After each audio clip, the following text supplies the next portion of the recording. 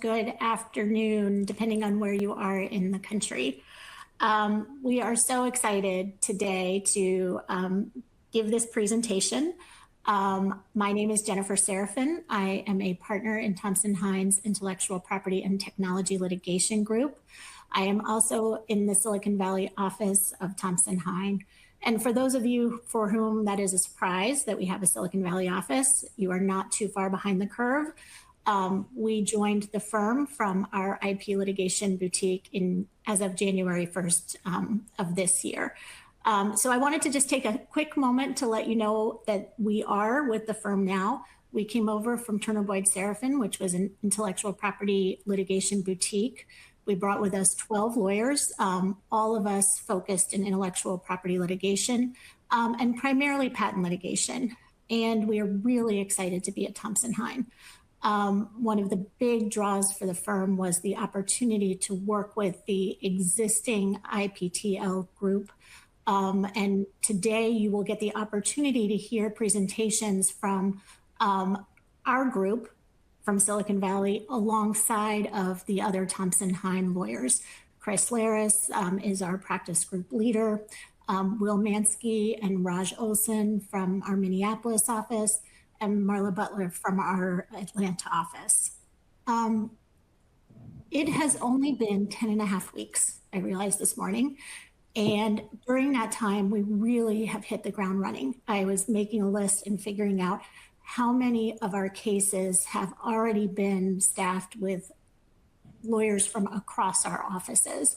So I can't tell you how happy we are with how this transition has gone and how pleased we are to be working with the really excellent Thompson Hine lawyers, both in the IPTL group and outside of the group. So today's presentation emanates from a tradition that we had at our firm where we would put on a CLE program right before the California deadline. The California deadline this year for reporting your MCLE credits is March 30th. So we're right up on it. And we always like to provide our clients with an opportunity to get those last few credits in that they might need. So that you know, this program has been approved for California credit and will be approved for credit in other states as well. So if you don't happen to be sitting in California and you just happen to be a patent nerd who is interested in all of these topics, don't worry, we will get you credit. After the program, you will receive an email from the ABA, is my understanding, and that will ask you what state you are seeking credit in. And once you respond to that, once it's approved, you'll get that credit. So if anybody has any problems with that, they'll reach out to us and let us know. So in addition, I have been tasked with providing some housekeeping matters, and it's quite a list. So I'll go quickly, but I think that we should be able to get through it and get you to the substantive program in just a few minutes. So the title of our overall program today is the Patent Practitioner's New Playbook, Key Developments in Venue Issues, Global Litigation, and PTAB Strategy. And if that doesn't tell you that we're all patent nerds along with you, I don't know what else would. Today's program is being recorded, and you will get a link to the recording after today's program in case you want to listen to anything again or share it with your friends and family. Maybe not your family. All attendees' microphones are automatically muted, so you won't be able to interrupt verbally at least. However, we do invite you to ask questions throughout the presentations, and you can do that by clicking the Q&A box that you should see on the right-hand side of your screen. The presenters will try to answer as many of the questions as they can, both during and after the presentations. If we don't get to them, we'll reach out afterwards, or feel free to reach out to the presenters directly afterwards because we do want to get those questions answered. At the same time, though, I have been tasked with keeping us on schedule. So if we don't get to you, please just reach out. Okay, this part seems important to read exactly, so I'm going to do that. This presentation is intended for the general information of individuals and organizations on matters of current interest. The thoughts and opinions expressed today are those of the individual panelists only and do not necessarily reflect the opinions of the panelists' clients, employers, affiliates, or Thompson Hine. The content should not be taken as advice, and the views expressed are for informational purposes only. Okay, I mentioned CLE credit. During each presentation, you will have to respond to a prompt that says that you are paying attention and you are still there. I'm sure you've seen this in other CLE programs, but there'll be a button so that you can confirm your attendance. Please make sure you do that so that we can make sure you get the credit that you're here for. If you would like a copy of the presentation slides, those are available in what's called the related content section on your screen.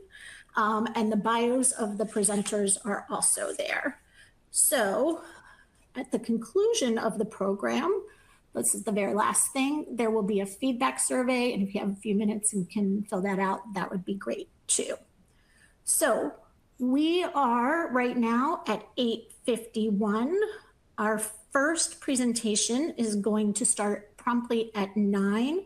That will be our presentation, Every Step You Take, the Patent Venue Battle Over Method Claims, by Keeley Vega of the Silicon Valley office and Raj Olson from Minneapolis. So I think I'll go off camera for just a minute to make sure that we give everybody who was going to join us right at 9 an opportunity to get here. And I will, someone is calling me. I will be back promptly at 9 to introduce that program and get us all started on our day of patent information. Thank you. Hello, everyone, again. If you missed my first spiel, never fear. I am here to keep us moving today. My name is Jennifer Seraphine. I am a partner in the Intellectual Property and Technology Group of Thompson Hine in our Silicon Valley office. We are really excited today to have an entire panel of 3 different topics, all super patent oriented, in our overall patent practitioner's new playbook, key developments in venue issues, global litigation, and PTAB strategy. These are all 3 really timely issues. Our presentations are great, and we're really excited to have you here with us today. If you missed what I presented earlier, I do want to just make sure on housekeeping matters that CLE credit is being offered for today's presentations, but you do need to make sure to hit the I'm here button throughout the presentation. Those will be throughout each presentation. There will be a couple of times that you'll be prompted to confirm your attendance. So just make sure that you do that so that we can get you CLE credit. We've been approved in California and have other jurisdictions pending. So after today, you will be receiving something from the ABA asking which state you would like approval in, and then that will come to you separately. If anybody has any problems with their CLE credit afterwards, just let us know and we'll take care of that. What we have today is a really good example of Thompson Hine's fairly new Silicon Valley office, and many of us, actually all of us at this point in time in the patent litigation focused part of the Intellectual Property and Technology Group, working together side by side with members of the Thompson Hine existing group. And it's nice to see because it's not just here for these presentations, but already in the weeks that we've been with the firm, we have these relationships working on cases throughout the country. So our first topic this morning is Every Step You Take, the Patent Venue Battle Over Method Claims. And we're going to hear from Keeley Vega of our office in Silicon Valley and Raj Olson from our Minneapolis office. They are going to talk through the live debate about whether 28 U.S.C. 1400B requires that all steps of the method have to be taken in the same jurisdiction to get jurisdiction, or if only a subset do. I think that this particular topic shows the granularity with which we have to approach our cases, and with which we pay attention, at least, to the current law, because while it is such a specific topic, it will have really big ramifications of where lawsuits can be brought and a really strong defense when plaintiffs' attorneys maybe don't pay attention to these new rules. So with that, I'm going to turn it over to Keeley and Raj, and I will be back in an hour to move us to our next topic. Thank you, everybody. All right. Thank you, Jen, and good morning, good afternoon to everyone joining us. My name is Keeley Vega. I am a partner in Thompson Hine Silicon Valley office. I have been practicing patent litigation for 18 years, although I've only been at Thompson Hine for 3 months. Our prior IP boutique law firm, Turner Boyd Seraphine, joined Thompson Hine just 3 months ago. I was a partner there for 11 years, and prior to that, I was an associate at Fish & Richardson for 7 years. I have a degree in biomedical engineering, so I have a soft spot and love to litigate medical devices, but I have covered all sorts of technology, e-commerce, microbiology, semiconductors, et cetera. I will say, as it relates to today's presentation, I will confess to you that on an academic level, I only find venue mildly interesting, but I have a thing for method claims and how we litigate them and how they're infringed, and of course now how they're implicated in the question of venue. So I'm really excited to dive into this issue with you today. All right, and my name is Rajin Olson. I also go by Raj. I'm a partner here in our Minneapolis office. I've been practicing for about 10 years. I was with Robbins Kaplan before I joined Thompson Hine last year with two of my partners to open up the Minneapolis office here. Like Keeley, I've worked across a wide range of technologies in my career, telecommunications, software, mechanical devices, medical devices, standards, various standards as well, SEP type cases. And then beyond patent cases, I've done a fair amount of trade secret and copyright cases, often in the source code or the computer code context. Also, like Keeley, I can't confess to being super into venue, but I think you'll find that we've done our best to spice things up today and make hopefully a more interesting presentation with you, and some interactive elements that you can choose to participate in or not. So with that, I think I'll move us along to our roadmap and what we're going to cover today. So we'll start by going over the background, the current state of patent venue, a little bit of history, a short history lesson. Then we'll talk about acts of infringement, which if you are a little bit of a venue nerd, you might recall that phrase from the venue statute. We'll talk about a recent case where this all came to the fore, the Sandpiper versus Comcast case. And you'll actually see Keeley and I do some mock arguments, putting our shoes on of the various parties in that case. And we'll talk about what happened in that case as well. Then we'll cover where we are now. So coming out of that case and what the outcome was, where does that leave us and where do we go from here? Sound good? All right. Keeley? Yes, so before we dive into the substance, we want to hit you with a pop quiz. So I hope you've had your coffee today.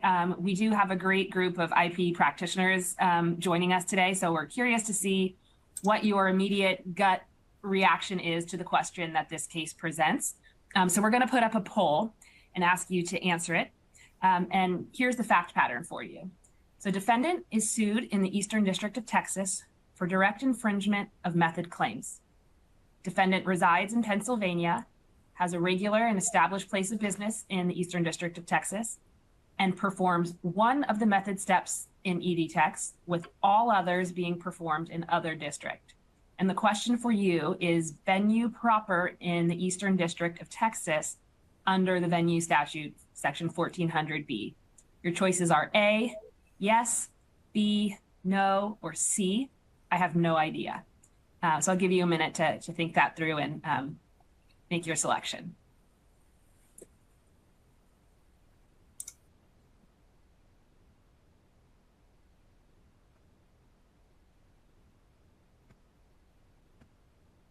All right, we're split, heavily leaning towards yes, that venue would be proper with only one method step performed in the district while others are performed outside of the district. 28% say no, and 14% say, I have no idea. And I'll give you a spoiler alert, I have no idea may be the current governing law. All right. Well, I think it's time for the history lesson I promised. So we'll try not to go into too much detail here and get to the rest of the substance, but let's talk about where the patent venue statute came from. In 1887, the general venue statute was expressly limited to where the defendant is an inhabitant or diversity cases. But it was inconvenient for patentees, and Congress recognized this in discussing the patent venue statute that they adopted 10 years later, that it was inconvenient for patentees to, quote, travel across the continent, end quote, to sue an infringer while they were, quote, infringing in a business established near the plaintiff, end quote. So you can imagine being a patentee sitting in California and frustrated that some company from New York set up shop next to you and started selling whatever products he had in 1887. And you would have to go to New York to sue them. You wouldn't be able to sue them in California. This was a frustration at the time for patentees. The patent venue statute in 1897 was intended to be broader than the general venue statute. That statute permitted patent suits in, quote, the district of which the defendant is an inhabitant, or in any district in which the defendant shall have committed acts of infringement and have a regular and established place of business, end quote.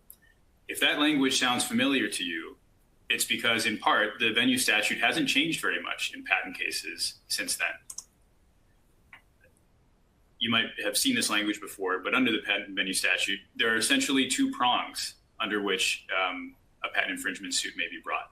One is in the judicial district where the defendant resides, and the other is where the defendant has committed acts of infringement and has a regular and established place of business. So little has changed for the patent venue statute since 1897. In the meantime, the general venue statute has broadened significantly to essentially be coextensive with personal jurisdiction. As a result, what was once an exception intended to help patentees by providing more options for suit has been turned on its head to be limiting and more limiting than the general venue statute, limiting a patentees available for it to bring suit. You might also remember a case from almost 10 years ago now, it's hard to believe, the T.C. Heartland case versus Kraft. And this specifically examined the first prong of where a domestic corporation resides. I mentioned that the general venue statute had broadened. That happened in 1988 for civil cases to make the place of residence coextensive with personal jurisdiction. Leading up to T.C. Heartland, courts in patent cases applied that broadened general venue statute to the patent venue statute. And that meant that a plaintiff was deemed to reside wherever they sold products. As a result, any district court where the plaintiff sold products could be the venue. In the T.C. Heartland case, the Supreme Court unanimously rejected that interpretation and confirmed that for the patent venue statute, a corporation only resides where it is incorporated. So that resulted in a bright line test for this first prong of the patent venue statute. You're incorporated in one place and nowhere else. But it left plenty of room for debate over when the second prong applies. What constitutes an act of infringement? That's the operative question we'll talk about today. All right, so that covers the venue portion of the issue that we're addressing today. The other component is infringement.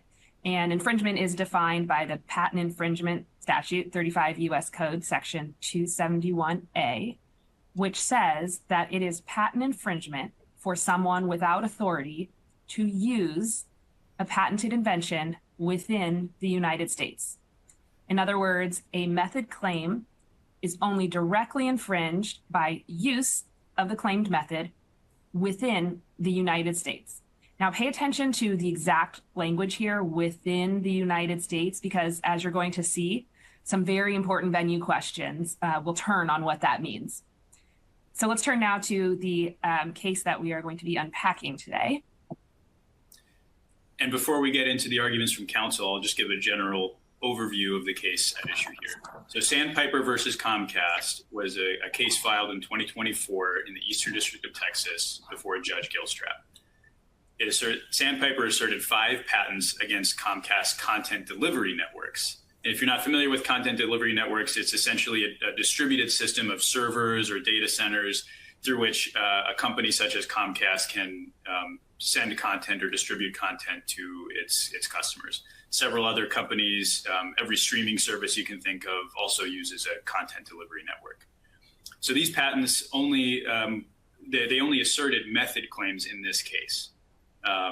As a result, Comcast moved to dismiss or transfer. And we'll pick it up from there. I think Keeley is going to present Comcast's argument, and then I will put on my Sandpiper hat and see what I can do to oppose her. All right. I'm now putting on my hat as Comcast counsel. So good morning and good afternoon, Your Honors. Keeley, Vega of Thompson Hine for defendant Comcast. Comcast's motion to dismiss should be granted and this case dismissed because venue is improper. Comcast does not reside in this district, so there cannot be venue under prong 1 of the venue statute.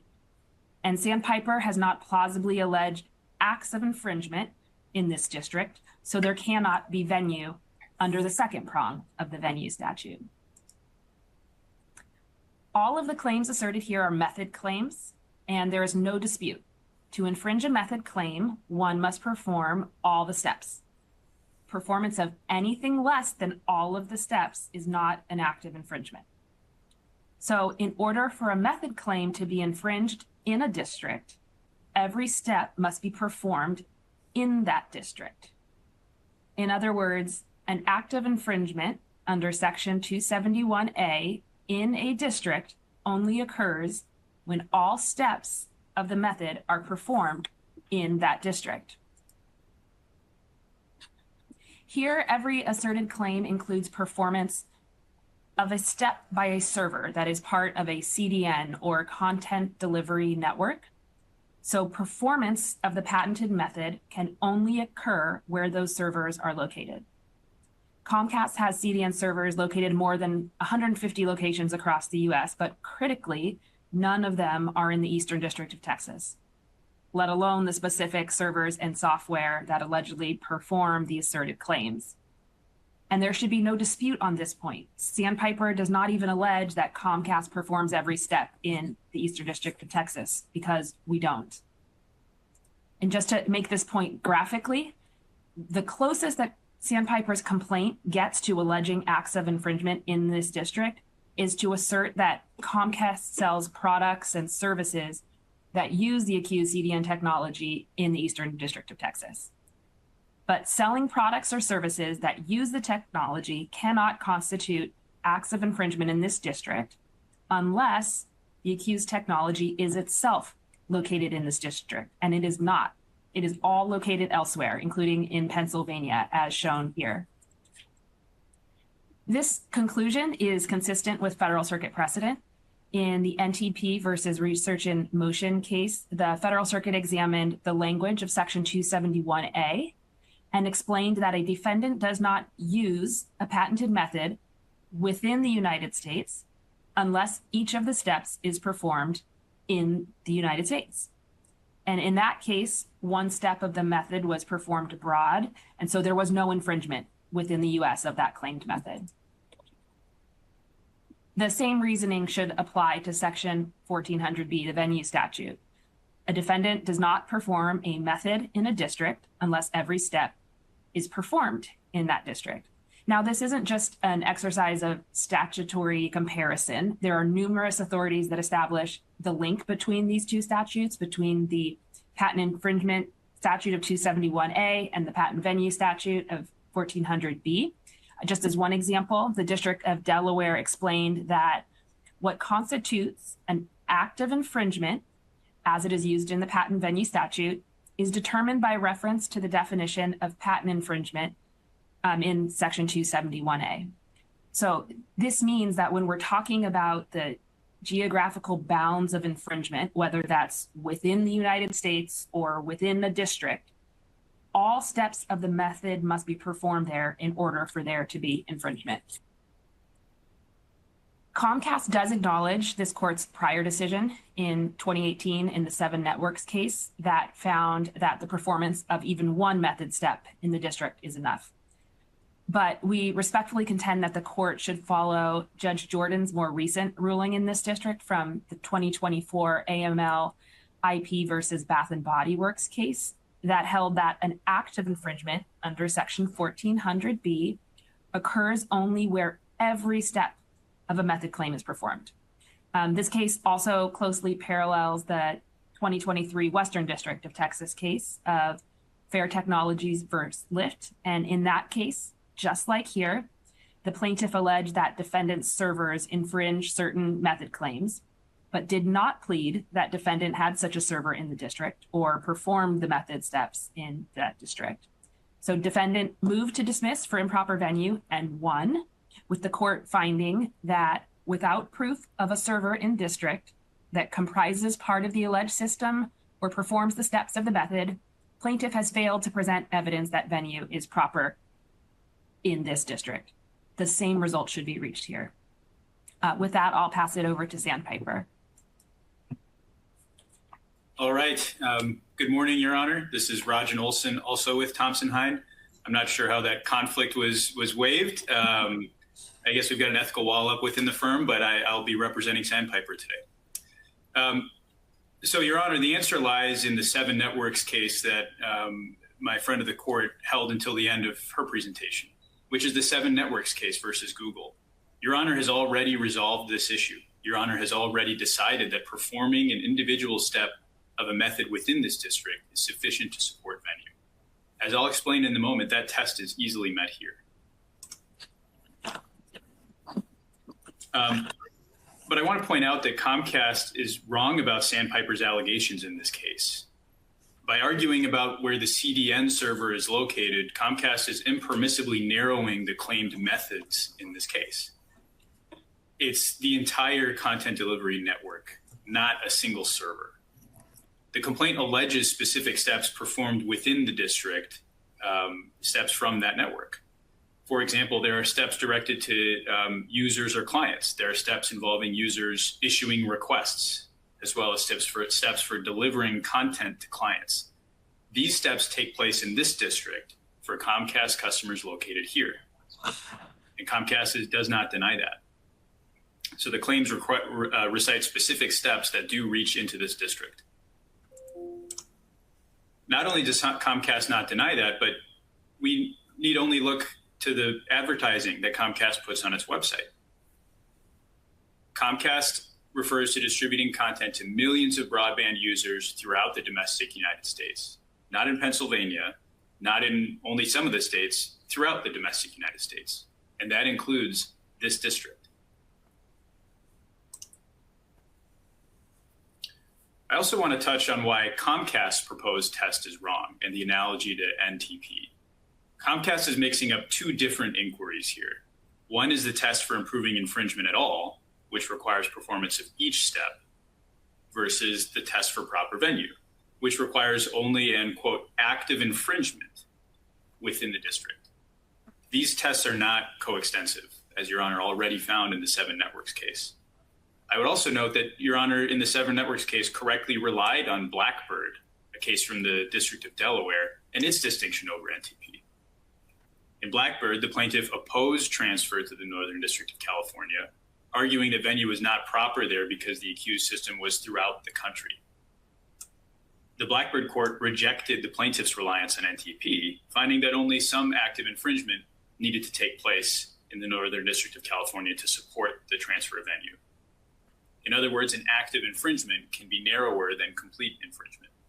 As a result, in that case, the motion to transfer to the Northern District of California was granted. So NTP is a fundamentally different test. I also want to address the cases that my friend of the court referenced, which are both distinguishable. The Fairtex case involved fundamentally different claims and allegations. There, the claims were limited expressly to the alleged servers. Not so here. So there's a mismatch between the claims that were issued in the Fairtex case and the claims that Sandpiper has accused Comcast of infringing. As for AML, with all due respect, the court simply got the law wrong there. Comcast has presented no reason why the court should depart from its previous holding in 7 Networks. I would also note that in that case, the plaintiff failed to controvert the defendant's declarations, whereas in this case, we have several contested issues. Lastly, Comcast's interpretation is simply unworkable as a matter of broader policy. It would essentially read out the acts of infringement prong of Section 1400B altogether, reducing patent venue in cases such as this to solely where the defendant is incorporated. That can't be right.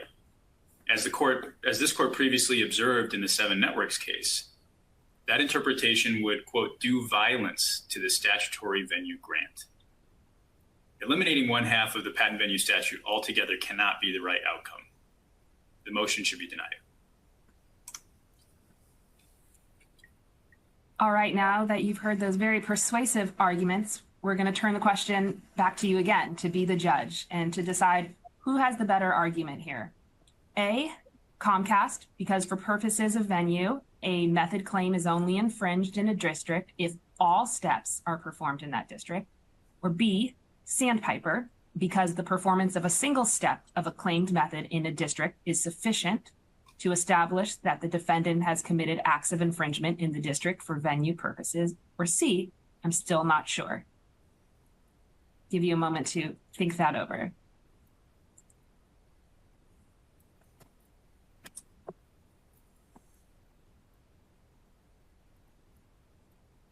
Very interesting. So when we first asked this question at the outset of the presentation, it was over 50% of our attendees thought that the one step or the all step rule was appropriate, adopting Comcast's position. And given Raj's very persuasive arguments, we have now shifted, and 66.7% of you find that the one step method that Sandpiper is urging is appropriate. And 16.7% of you, which is even higher than before, still don't know what the right answer should be.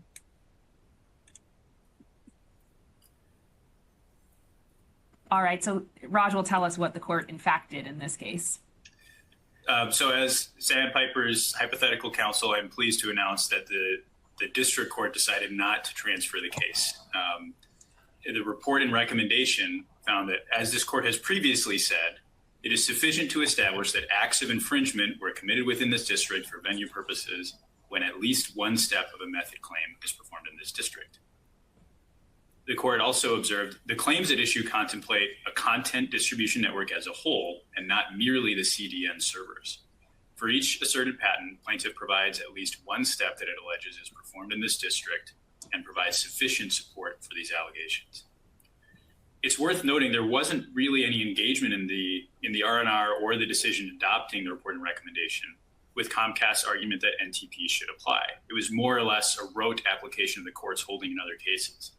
And if we had time to interview each of you who filled out that poll, I'd be curious to know how much of your decision was based on the fact that the court had already reached a decision on this issue versus your opinion on the merits of the issue and what the right answer should be. And we'll look at what happened next, and that might influence your thoughts further. Yeah, and on that point, please feel free to put your comments or questions in the Q&A box so we can share with everyone. So the dispute did not end there, of course. Comcast petitioned the Federal Circuit for a writ of mandamus.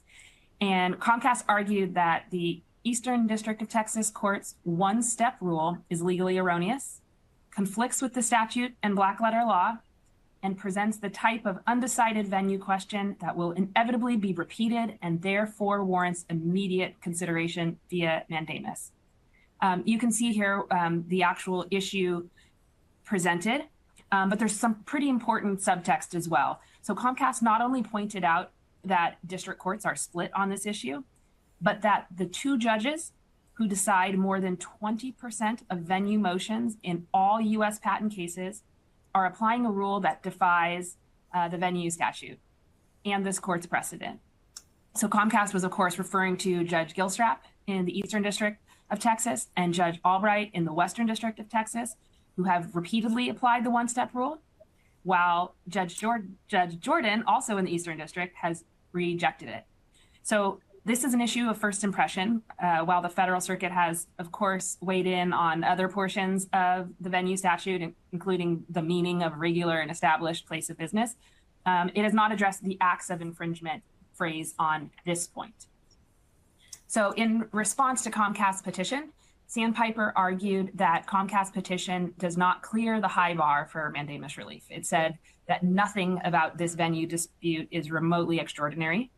They also addressed the merits and made some interesting statutory construction arguments that we want to flag. So the first here, this is the venue statute. Notice that it says acts of infringement, so plural, not an act of infringement.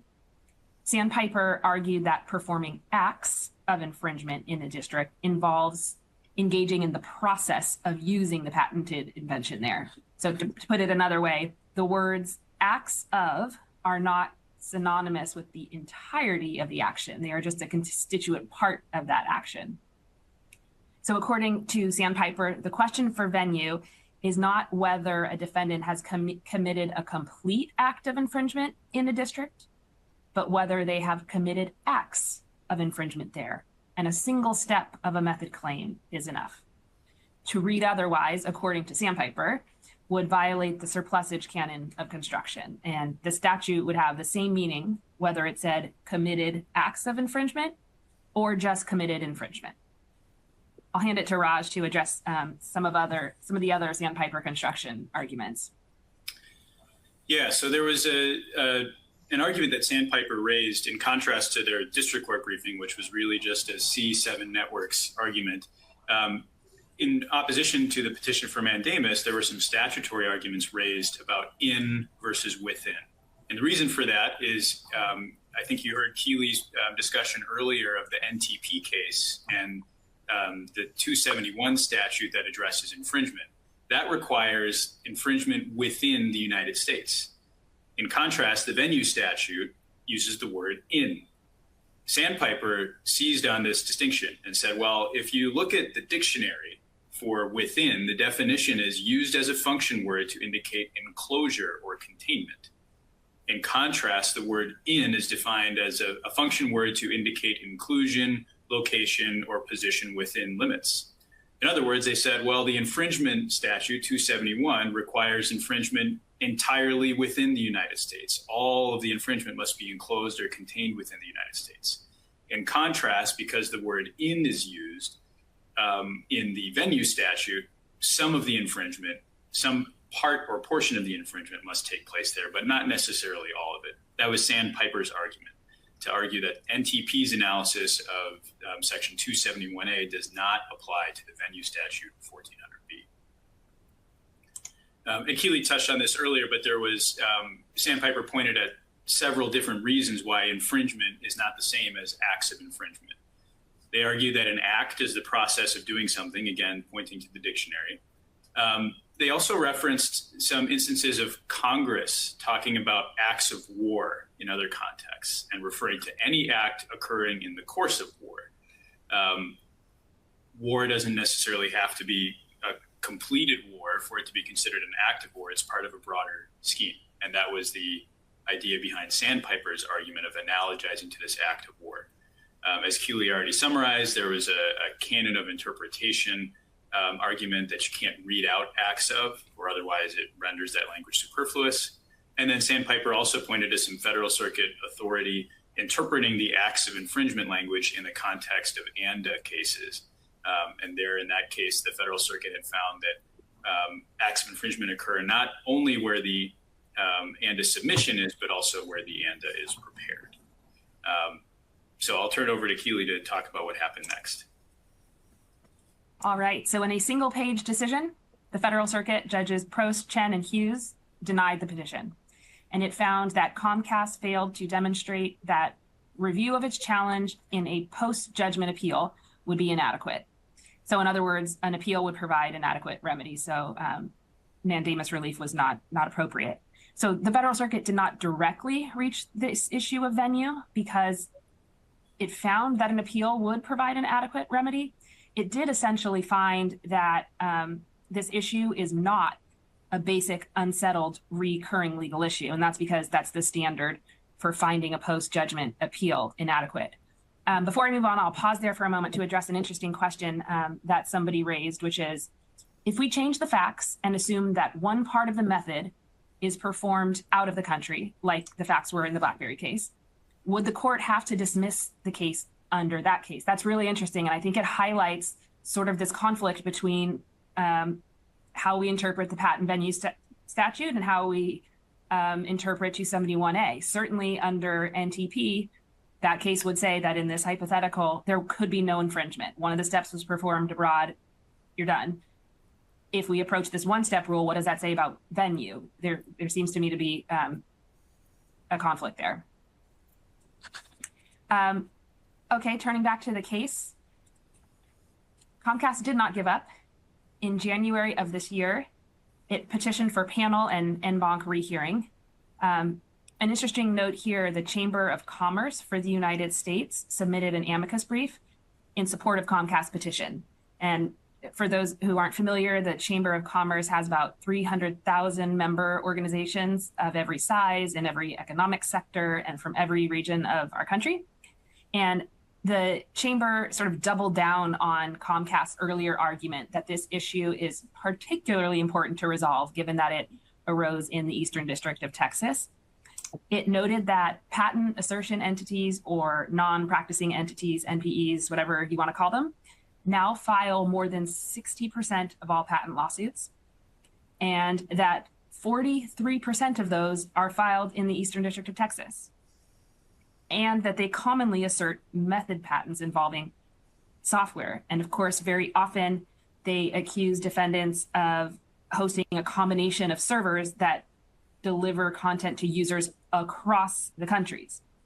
And so the Chamber of Commerce said, if patentees can establish an act of infringement merely by alleging that a single step of a method claim, such as delivery, was performed in the judicial district where suit was filed, then plaintiffs will have disproportionate power to steer such cases to their preferred venue. The point here is that this split on a basic legal issue, even if it's just in the Eastern District of Texas, can have an outsized effect on patent litigation U.S.-wide. But notwithstanding that or any of the other arguments, the Federal Circuit again denied Comcast's petition, and that is where we find ourselves today. All right. So where does that leave us? Well, district courts are still split on the one step versus all steps for method claims, even different judges within the Eastern District of Texas. Regardless, the Federal Circuit's decision to deny the petition on this issue means this question still lingers. The Federal Circuit suggested the issue should percolate more. And of course, it's worth remembering venue is still proper where a defendant resides under that first prong, regardless of the particular district court split on this, or if they're a foreign defendant in any district at all. Though, of course, I'm sorry. Okay, so that's where we are. Where are we going? Without guidance from the Federal Circuit, I think we can all assume that the divide among district courts is likely to deepen. Our suggestion is that defendants who are seeking dismissal or to transfer should continue to preserve this issue, even if the motions are inevitably going to be denied based on venue. And of course, it's going to be important to follow this case closely. It's ongoing. I think they're in the middle of claim construction right now. This issue could be back in front of the Federal Circuit. What else, Raj? So something that we're already seeing, and we saw referenced in the comments from the Chamber of Commerce, patent prosecutors or patent owners might claim broader systems than they otherwise would to cast a wider net for infringing steps. So even if the more inventive step of the invention is something else that takes place elsewhere, as long as there is a step such as delivering or receiving that can be used as a hook for jurisdiction, that might be good enough in front of some judges to establish venue. So as a result, I think this is something we're already seeing, and we may be seeing even more of it while this door is still open, where you see method claims that include such steps. And that also helps ensure that not all of the steps would be performed in a single district. Keeley, what else? We also think we may start to see pleadings change in view of this issue. Plaintiffs may want to get out in front of this and start including more detailed allegations for method steps that are performed within the district, just to try to avoid motions on insufficient pleadings or motions to dismiss like the one that Sandpiper faced. That, of course, could be a tough hurdle for cloud-based systems where they're spread across data centers. In turn, defendants should scrutinize these allegations carefully and challenge them as appropriate.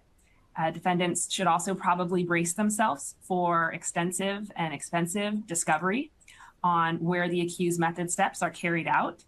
And this might present some interesting issues, some issues that we don't usually see in a case until we get to the infringement portion of the case. Also, defendants that are capable of avoiding activity in Texas might choose to do so. To the extent it's feasible, technology companies might rethink about where they put their servers.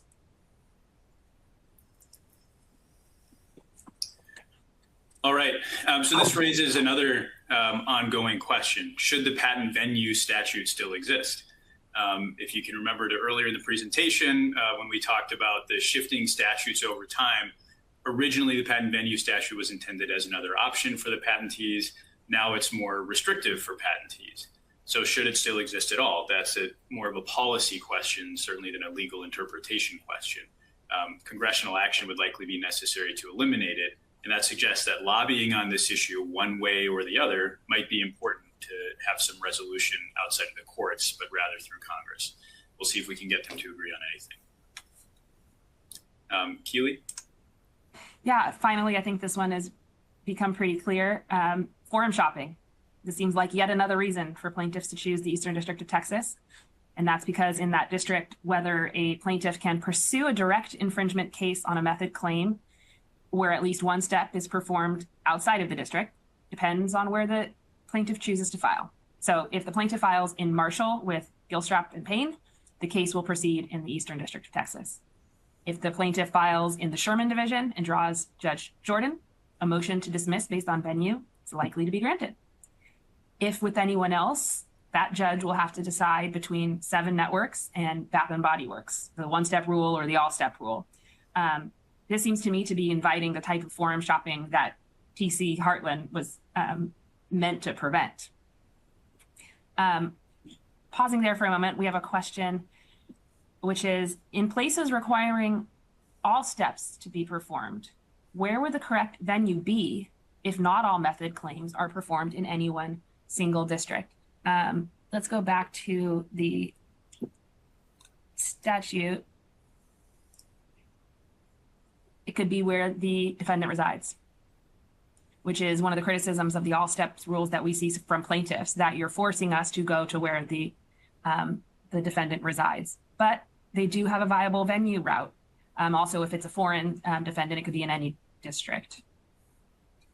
I'll just bring up, Raj, just one question that occurred to me last night, just to hit you cold with it. I was reading the venue statute again and realizing prong 2 doesn't say in the judicial district. It doesn't say where the defendant has committed acts in the judicial district, although we all, including Sandpiper and Comcast and the district courts, seem to be reading that in. And I wonder whether there's some sort of argument to be made that it's something broader than just the district. I'm not sure what that would be, but. Yeah. So we've added the brackets here, right? The 1 and the 2, we kind of spaced it accordingly. I think another way to read this would be to say you have this clause in the judicial district, and maybe the 1 should have been placed after that. And then it's in the judicial district, 1 where the defendant resides, or 2 where the defendant has committed acts of infringement. I think that's how I would read it, but certainly I could see some arguments being made that the second prong is broader. Yeah, you truly are Sandpiper's counsel over there. That's a helpful reading. We had a couple other questions I see as well. So one was the district court's opinion, this is referring to the Sandpiper case, based on the practical, that people could avoid venue anywhere by dividing performance of steps across venues, or on a finding that performing one step of a method claim is actually an act of infringement, even though it isn't. So the short answer is the district court's opinion in the Sandpiper case didn't really get into that. It just said, I've already decided this issue in the 7 Networks case. But if you look at the 7 Networks case, there is more of a discussion about some of the policies behind the position. So that does show up a little bit there as well. And then I saw another one, in places requiring all steps be performed, where would the correct venue be if not all method claims are performed in any one single district? Was this the one that you just covered, Keeley? Yes. Okay. Yeah. All right. Then I think we're caught up right now, unless folks have other questions, and we can probably resume where we were in the presentation.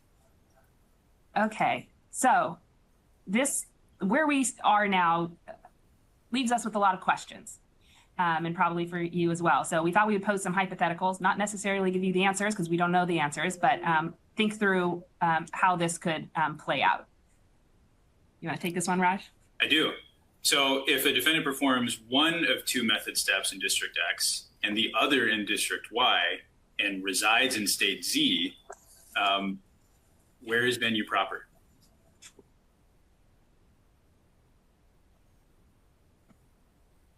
And I can answer the question. I wanted to give some folks some time to think about it.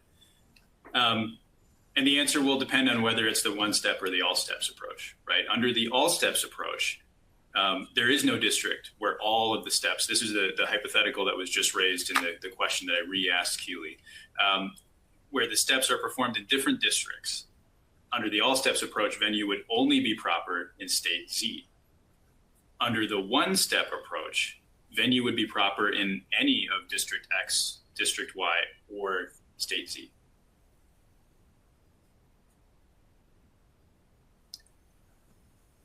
All right, should we go to the next one? Sure. This one's similar to the first one. Company A performs one of two method steps in District X, and affiliate Company B performs the other in District Y. What happens with venue?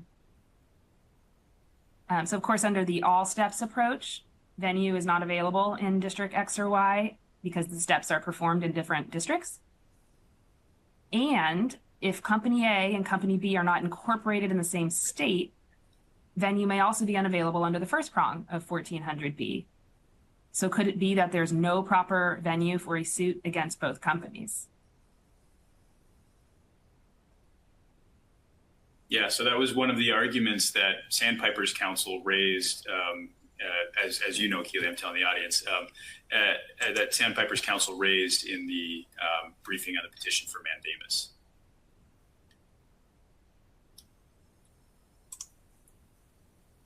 All right, I think, is this next one mine, Keeley? It is. All right, so next hypothetical. If a defendant performs one of two method steps in District X and the other in District Y and they reside outside the United States, where is venue proper?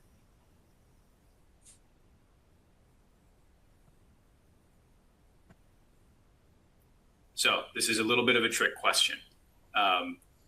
Because as a foreign corporation, they can be sued anywhere in the United States. It's not limited through the typical patent venue statute. And I think we have one more, right, Keeley? We do. This one adds another layer. So defendant performs all of the steps of independent claim 1 in District X and performs only some of the steps of independent claim 2 in District X and the rest in District Y. What happens with venue there? One question is, does District X have venue over the entire case because the performance of all steps of claim 1 is an act of infringement in District X? Does it matter that there is no active infringement of claim 2 in District X under the all steps approach? What if claim 1 is later dropped from the case? What about venue in District Y? So the point here really is there are lots of questions to be had on this issue, and without guidance from the Federal Circuit, the answers will depend on where the case is filed. That's the moral of this case as of today. So that concludes our planned presentation. We're happy to take any other questions or open it up to comments. And I do see we have one question pending right now. Why isn't the better interpretation of acts of infringement that it refers to the acts defined in 35 U.S.C. 271?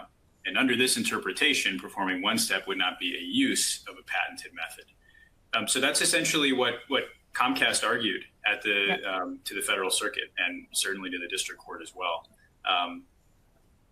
I don't know which one necessarily is the better interpretation. I think that it's a perfectly valid argument, and it may be the right argument, but it's certainly not an issue that's been resolved at this point.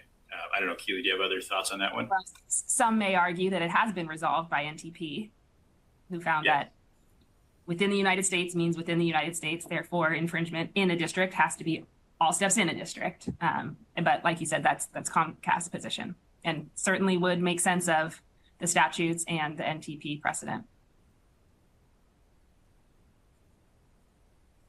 So any other questions or comments, fun hypotheticals you want to throw our way?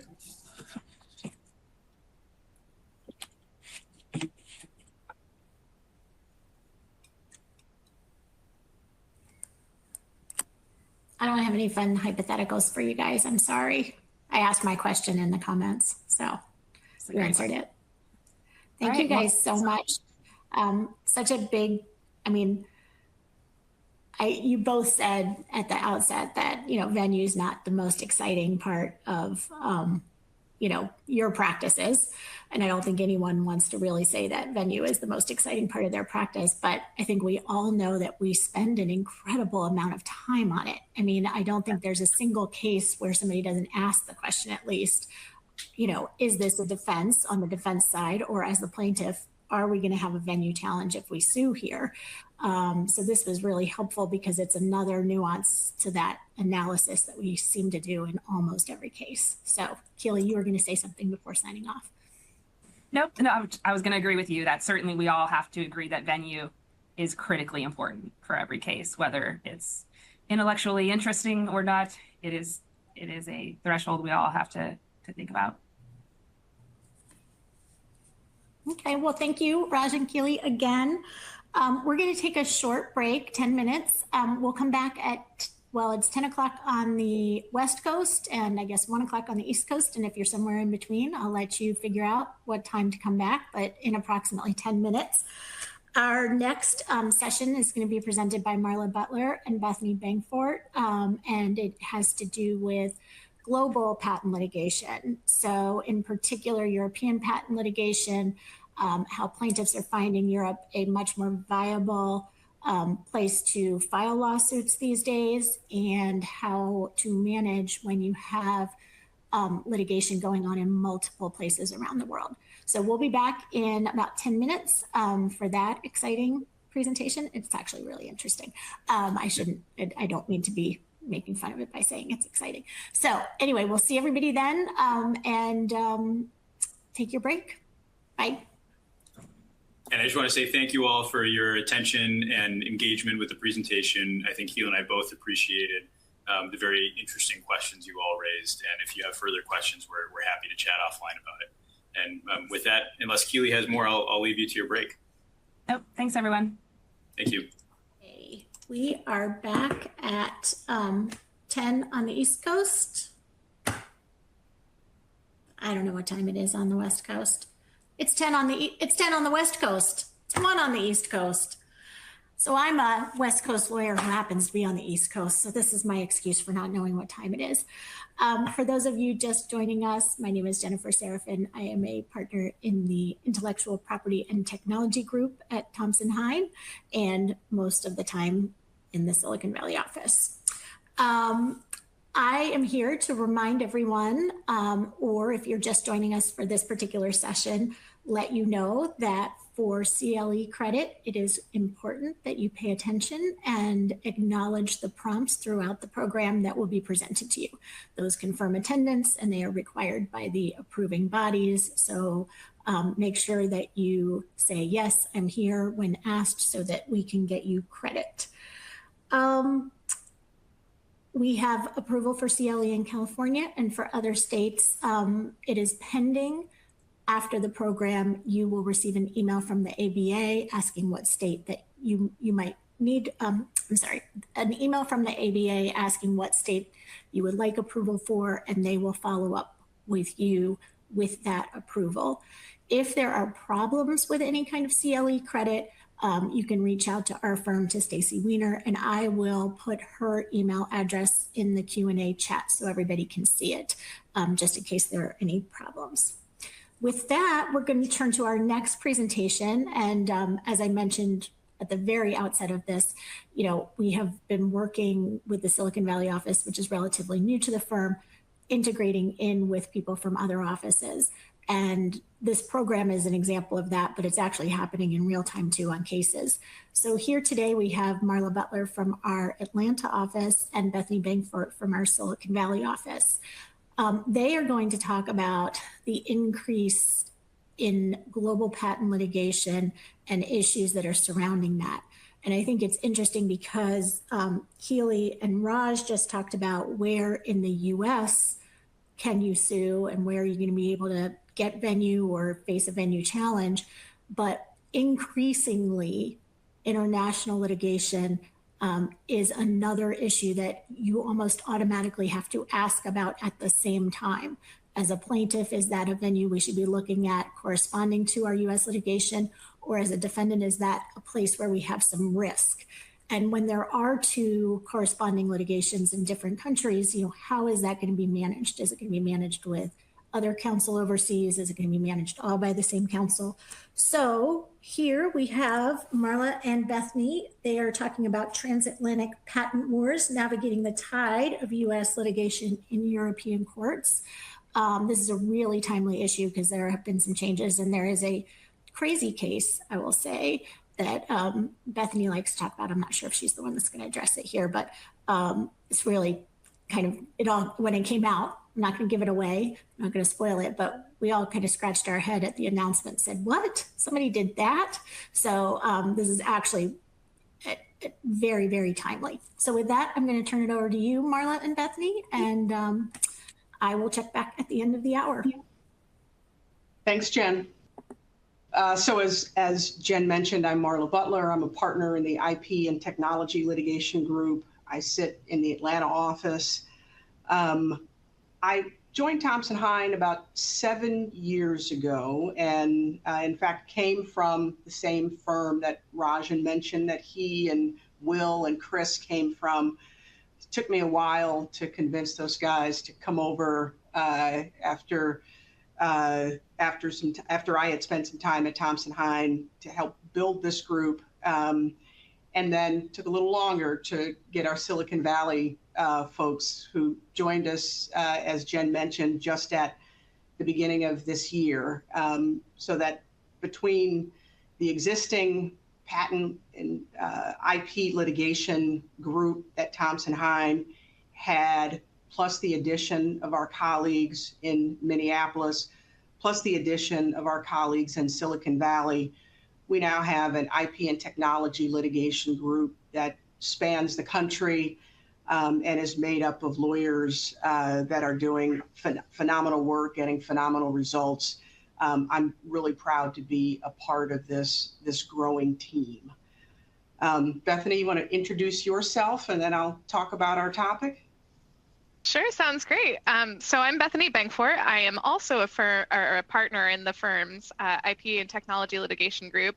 I am part of the Silicon Valley office that just started with Thompson Hine on January 1st, so very excited to be here. And if I had to describe myself very quickly, I would just say I'm probably one of the firm's biggest patent law nerds. I read cases for fun. I, go to all sorts of these events and just love talking about this stuff. And get made fun of a lot for it, but that's neither here nor there. So, yep, that's who I am, and why don't we get started? Sounds good. So, an overview of what we're going to be talking about. So, Bethany is going to spend some time talking about global litigation strategy, looking at kind of the pros and cons across U.S., Germany, and China.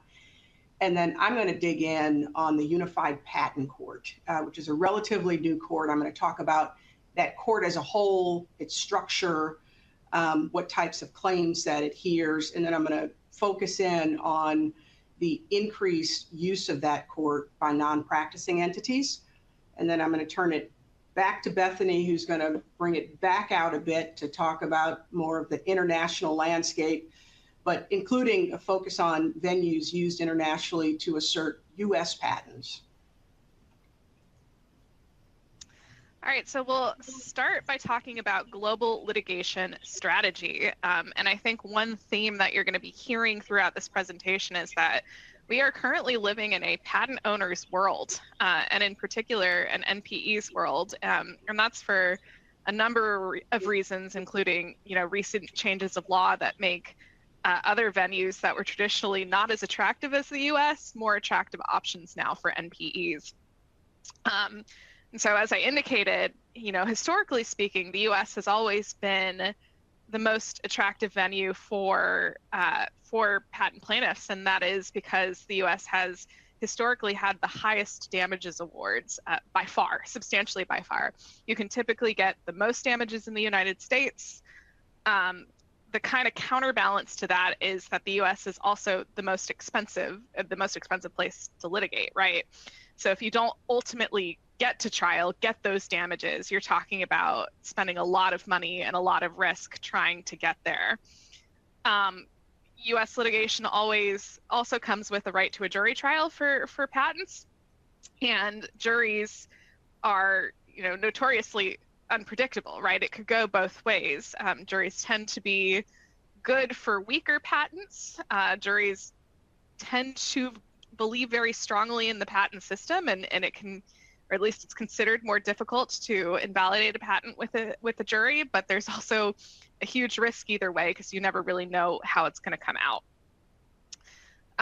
There are alternative forms in the United States that you can litigate in, like the ITC, which we'll talk about a little bit later, but they are also, relatively expensive compared to international forums that you could litigate in. And then the last thing that it is kind of unique to the United States is that it is pretty difficult to get injunctive relief here, especially compared to other places around the world. And you pretty much cannot get injunctive relief if you're an NPE.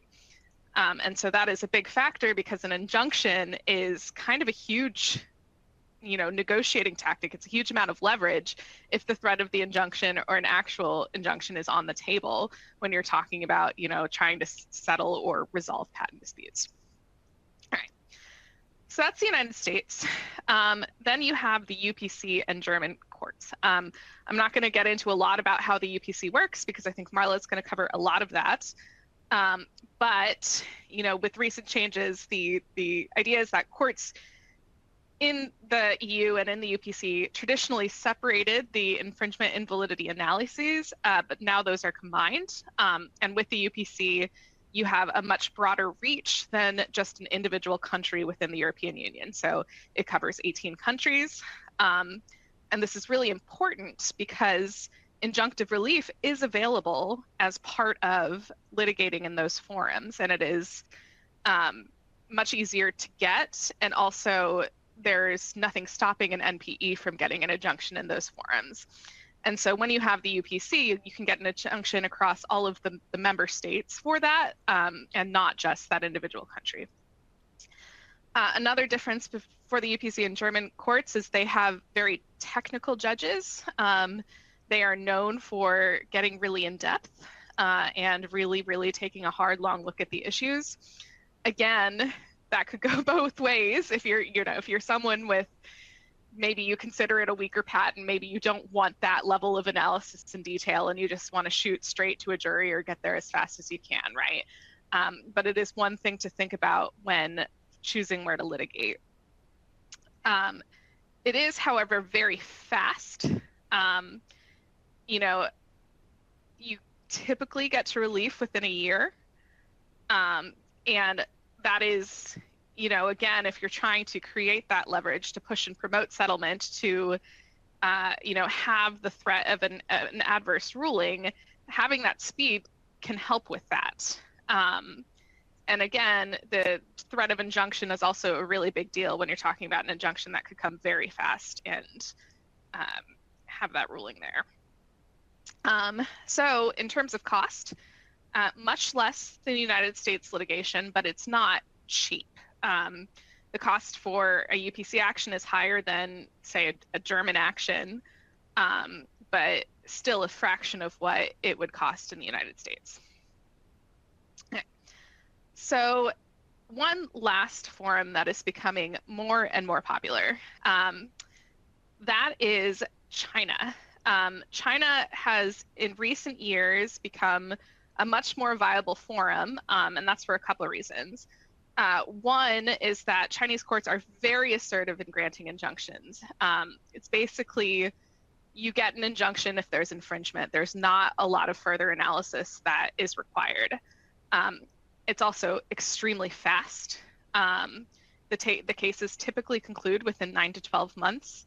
and the cost of litigation is really, really low. It is much less than the United States, much less than litigating in Europe. The average litigation expense for a complete action is around $200,000. And also, with that lower cost comes a a limited field and amount of discovery and documentary evidence and all of that, and there's not a drawn out process for getting those things in. As an additional kind of carrot for litigating in China, foreign plaintiffs actually fare very well in Chinese courts. There's been research showing that foreign plaintiffs prevail in 75 to 80% of patent infringement cases there. And that is very comparable to how domestic litigants fare there. And in 90% of those cases, injunctions issued. Of course, enforcement does pose a problem within those districts, but regardless of the ability to enforce, it's still, an order of infringement is legitimate leverage, and there are a lot of companies that will comply because they feel obligated to, or they just won't risk, not complying with a lawful order. So that's an overview of what are, the three main focal areas that you can see litigation increasing in various global venues. And we'll get a little bit more into the recent changes of law and why these venues have become more attractive a little later. But first, we're going to go to Marla, who's going to talk about how NPEs are using the UPC. Thanks, Bethany. And I see we've got a question about the ITC. I'm going to propose that we will absolutely answer that, but I think Bethany, when we come back to her, is going to talk about the ITC a bit and can take note of that question and kind of work that into her presentation. So first, I'm going to spend a little bit of time just talking about the UPC and giving an overview of the United Patent Court, which was launched in June of 2023, when many countries in the EU had signed the Agreement on a Unified Patent Court, or the UPCA is what it's oftentimes referred to. The court is showing a lot of alignment with Germany and German law in a couple of different ways. So first of all, many of the UPC cases are in the UPC's German divisions, right? And I'll get into kind of where the various branches of the court are located. You'll see several of those branches are in Germany, and a lot of the UPC cases are actually litigated in those German UPC courts. And we've also seen that the UPC jurisprudence is heavily influenced by German patent case law that has developed for many decades.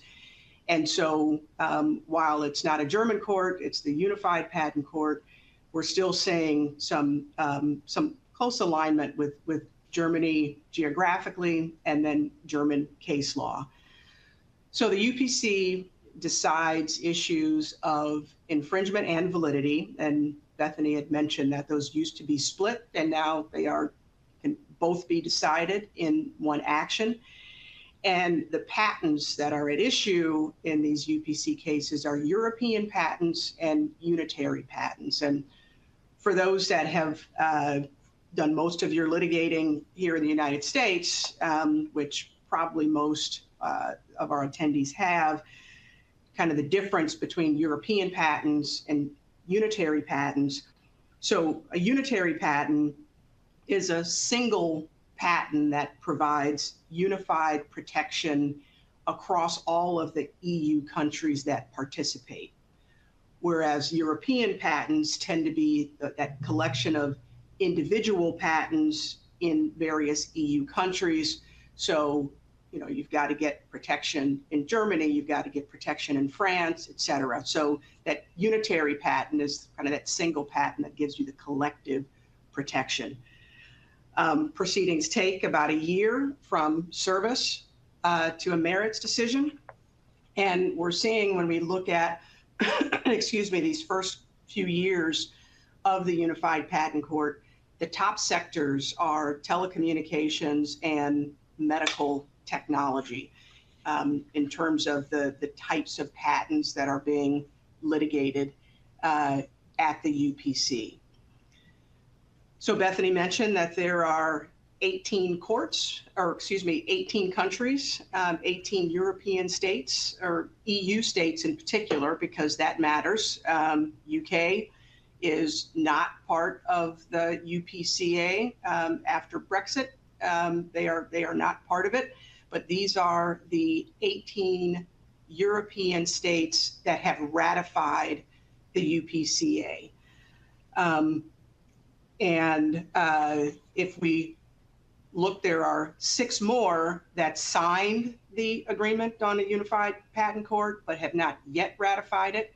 So while we've got 18 European states that have ratified it, we should expect to see 6 more at some point, because they signed the agreement and it just has not yet been ratified in these particular European states.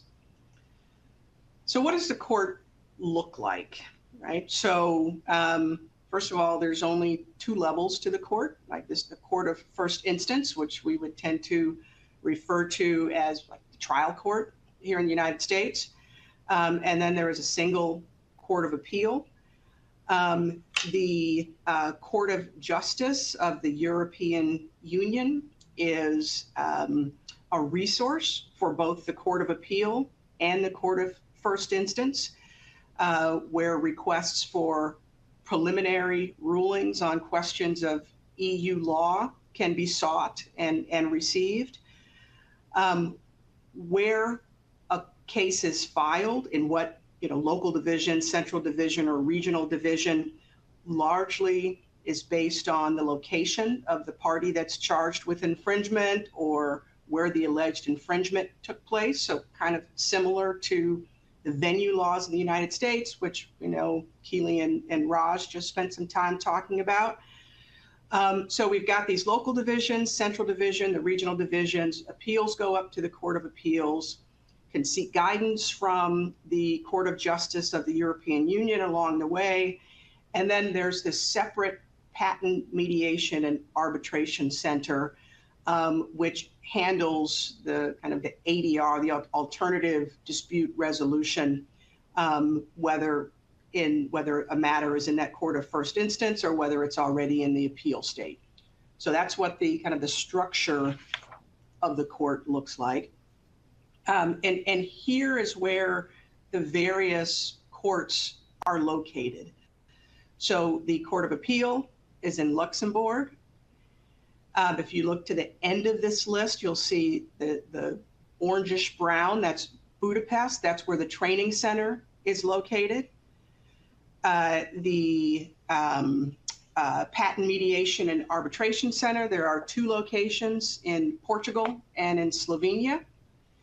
And then everything else is in the Court of First Instance, whether the Central Division, which just tends to cover a larger area, local divisions tend to cover smaller areas, and regional divisions, which are kind of in between. So those are the various locations where cases can be brought. So turning to NPE presence.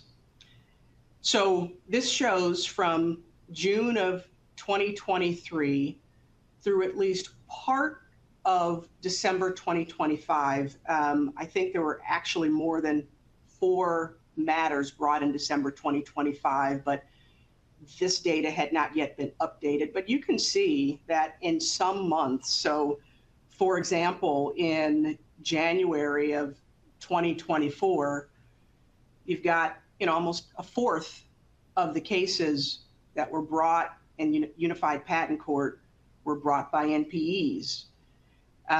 In March of 2024, almost half of the cases that were brought in the Unified Patent Court were brought by NPEs. In June of 2024, about a third of those cases were brought by NPEs. If you look at May of 2025, more than half of the cases brought in the UPC were brought by NPEs. So non-practicing entities, in addition to operating companies for sure, but non-practicing entities have found the UPC a venue of choice for some reasons that I'll get into and that Bethany alluded to a bit in her comments. So when you look at the top 20 non-practicing entity claimants in the UPC since the inception of the court in June of 2023, 7 of them were non-practicing entities. Interdigital is an NPE that we have seen a lot and has been litigating in Europe for many years, and it's no surprise that it is taking advantage of the UPC to continue to assert its patent portfolio. But then we've got these 6 others that are frequent users of the UPC, so that we're in a situation where 7 of the top 20 claimants in the UPC since its inception in June of 2023 are non-practicing entities. So why is that? Why is it that NPEs in particular are interested in using the resources of the Unified Patent Court? Well, we know that if you have a patent and you are looking to assert it, the ultimate leverage is an injunction. Preliminary injunctions are granted at higher rates than they are in the United States. It's a different standard. It's an easier standard for NPEs.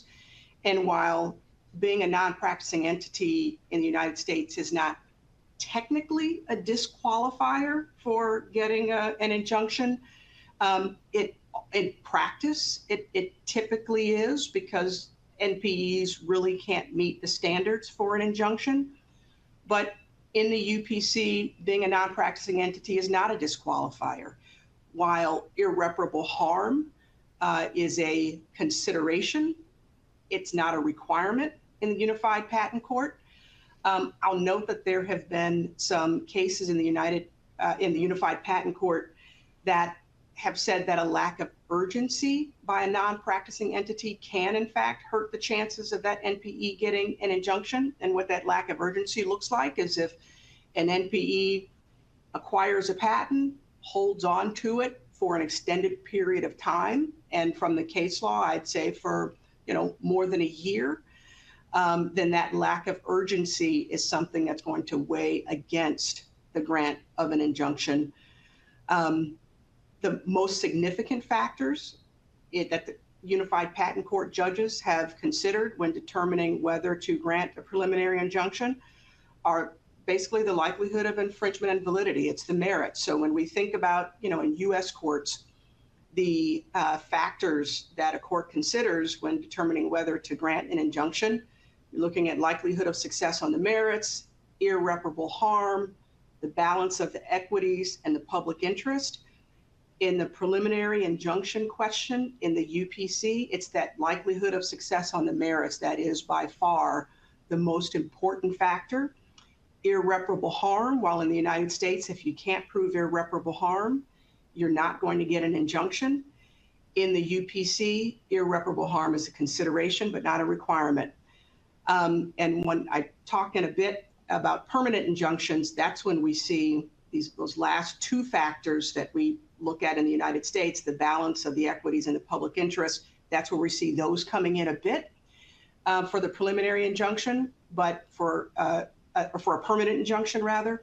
But for a preliminary injunction, court is really looking at likelihood of infringement and finding of validity, and is more likely to deny an injunction if that non-practicing entity has not shown urgency.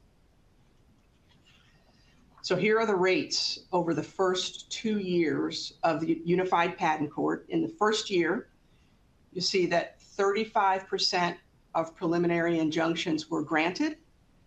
That number increased quite a bit in the second year to 42.86%. And while we don't have complete statistics for the third year, we believe that number is continuing to grow.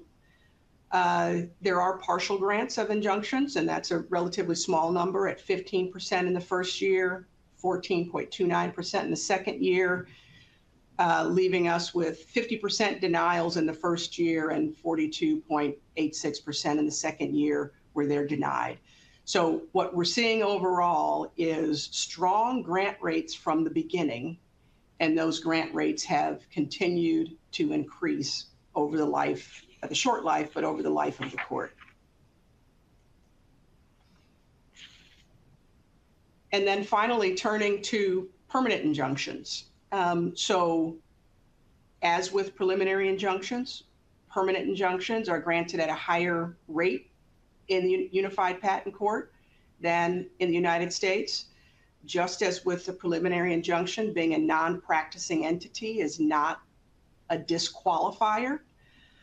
The grant rate for permanent injunctions so far are over 50%, right? So if you have a patent in Europe, and it's either a European patent or one of these unitary patents, and your goal is an injunction, and a permanent injunction in particular, you've got a grant rate of over 50% if you've established infringement and validity of the patent. And this last element here where it says injunction issues after a finding of infringement and validity, right? So, it's kind of the default. If there's a finding of infringement, a finding of validity, you're going to have an injunction issue unless the court deems that that remedy is disproportionate in light of the interests of the parties, but also the interests of third parties such as patients. And that comes from an EU directive from 2004, that kind of legacy law, EU law on patent infringement cases.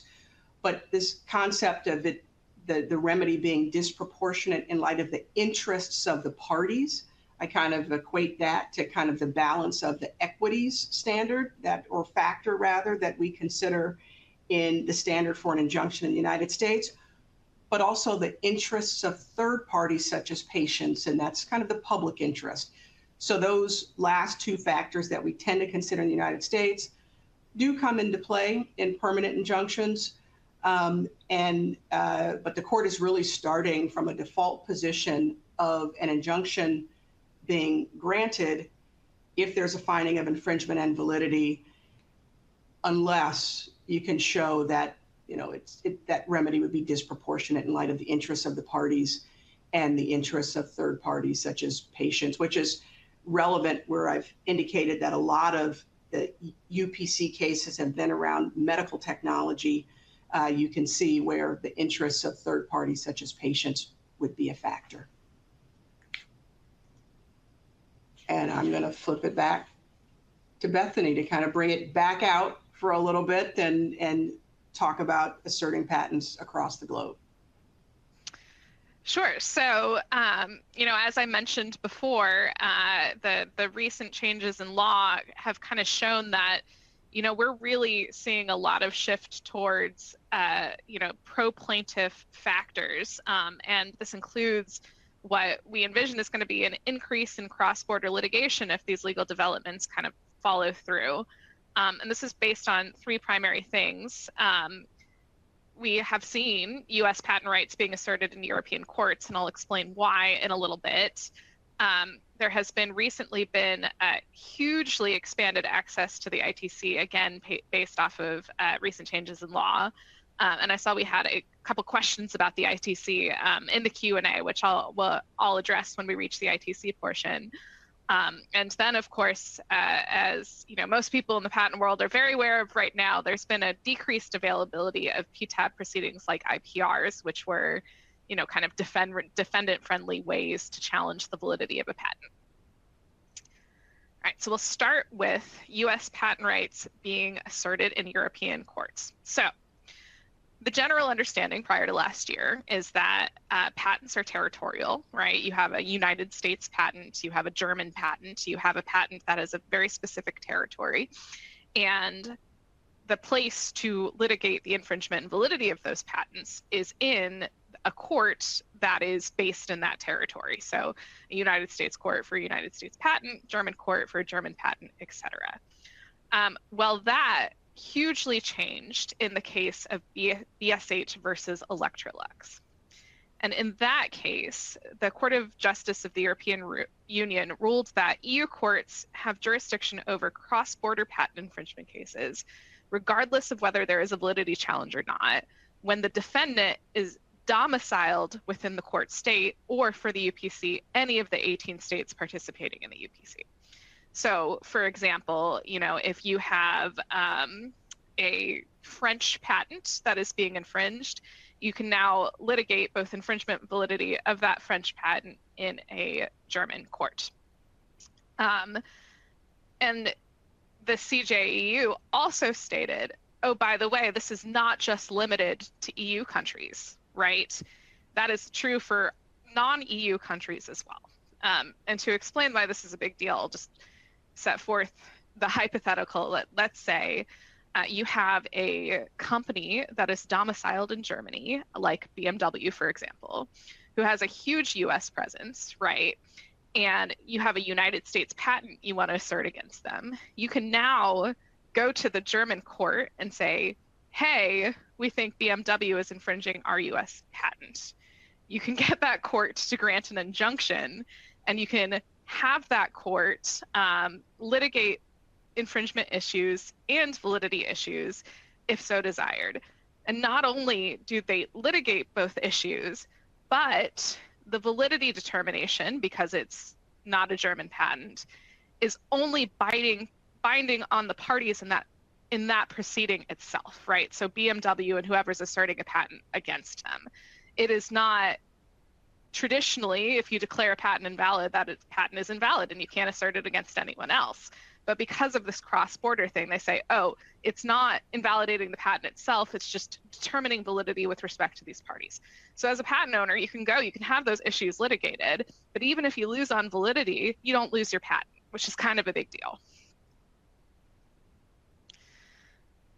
So the result of this, as you might guess, is that litigating in Europe has become increasingly attractive for plaintiffs and for NPE plaintiffs because they have a faster proceeding, a chance for an injunction, the ability to litigate U.S. patents where there are huge markets for things happening, and a lower cost as well. So my hypothetical wasn't really a hypothetical. It actually happened. So this case is followed by the case of Onesta versus BMW. So again, BMW domiciled in Germany. Onesta is a US NPE that's like, hey, this is great. We should sue BMW in Germany on our patents.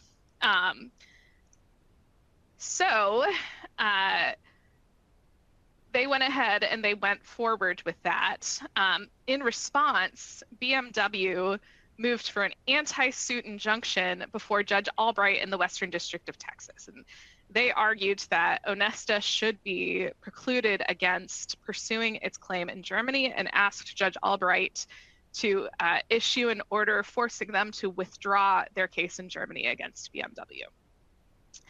And so essentially the framework for this is called, and I'm sorry if I'm pronouncing this horribly, but the Unterwasser framework. And that's what Judge Albright applied in that case. So the three questions that you ask there are the parties the same? And would a US action dispose of the relevant issues in the foreign litigation? Is there potential harm from the foreign litigation that can be identified? And does that harm outweigh the need to defer to international comity? Is the harm so serious that we are not going to defer to the German court's ability to determine this issue? So Judge Albright applied those factors and said, yes, I think we should issue a temporary restraining order against ONESA and force ONESA to withdraw the German litigation.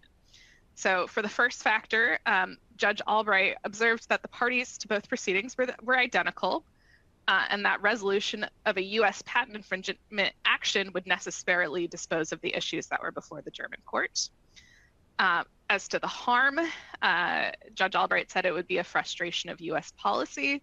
It would prejudice BMW, and that the general principle is that validity infringement disputes over U.S. patents should be adjudicated exclusively by U.S. courts. And he found that BMW would suffer prejudice if forced to litigate in Germany, as it would be deprived of procedural protections available only under U.S. law, including fact discovery, validity determinations, and the right to a trial by jury. Just as kind of aside, I thought this was just something interesting. There was an attempt to analogize this case to copyright law, which the Ninth Circuit has held can be litigated in foreign courts. And Judge Albright distinguished this by saying that patent law in particular has complex examination procedures, timelines, and substantive standards governing U.S. patents that are not at issue in copyright law. And then as to the last factor, Judge Albright determined that international comedy did not weigh against the issuance of an injunction because this dispute was purely private between two private companies and didn't implicate any matter of public international concern, does not offend the sovereignty of Germany, and wouldn't affect any German patents or other patents or issues that German courts would care about. All right, so what happened then? Judge Albright issues this TRO. There is an immediate mandamus to the Federal Circuit. The Federal Circuit stayed the TRO pending resolution of that appeal. And then before the Federal Circuit issues an opinion, the case settles. Essentially, ONESA says, hey, we reached an agreement with Qualcomm, which is BMW, the supplier of the infringing article to BMW, that resolves this dispute. And then it went ahead and withdrew its case in Germany and moved to dismiss the case in the United States. So we still don't really have an answer to the question of, what will happen if someone attempts to litigate a United States patent in a German court or another UPC court. Okay, so next we're moving to the ITC.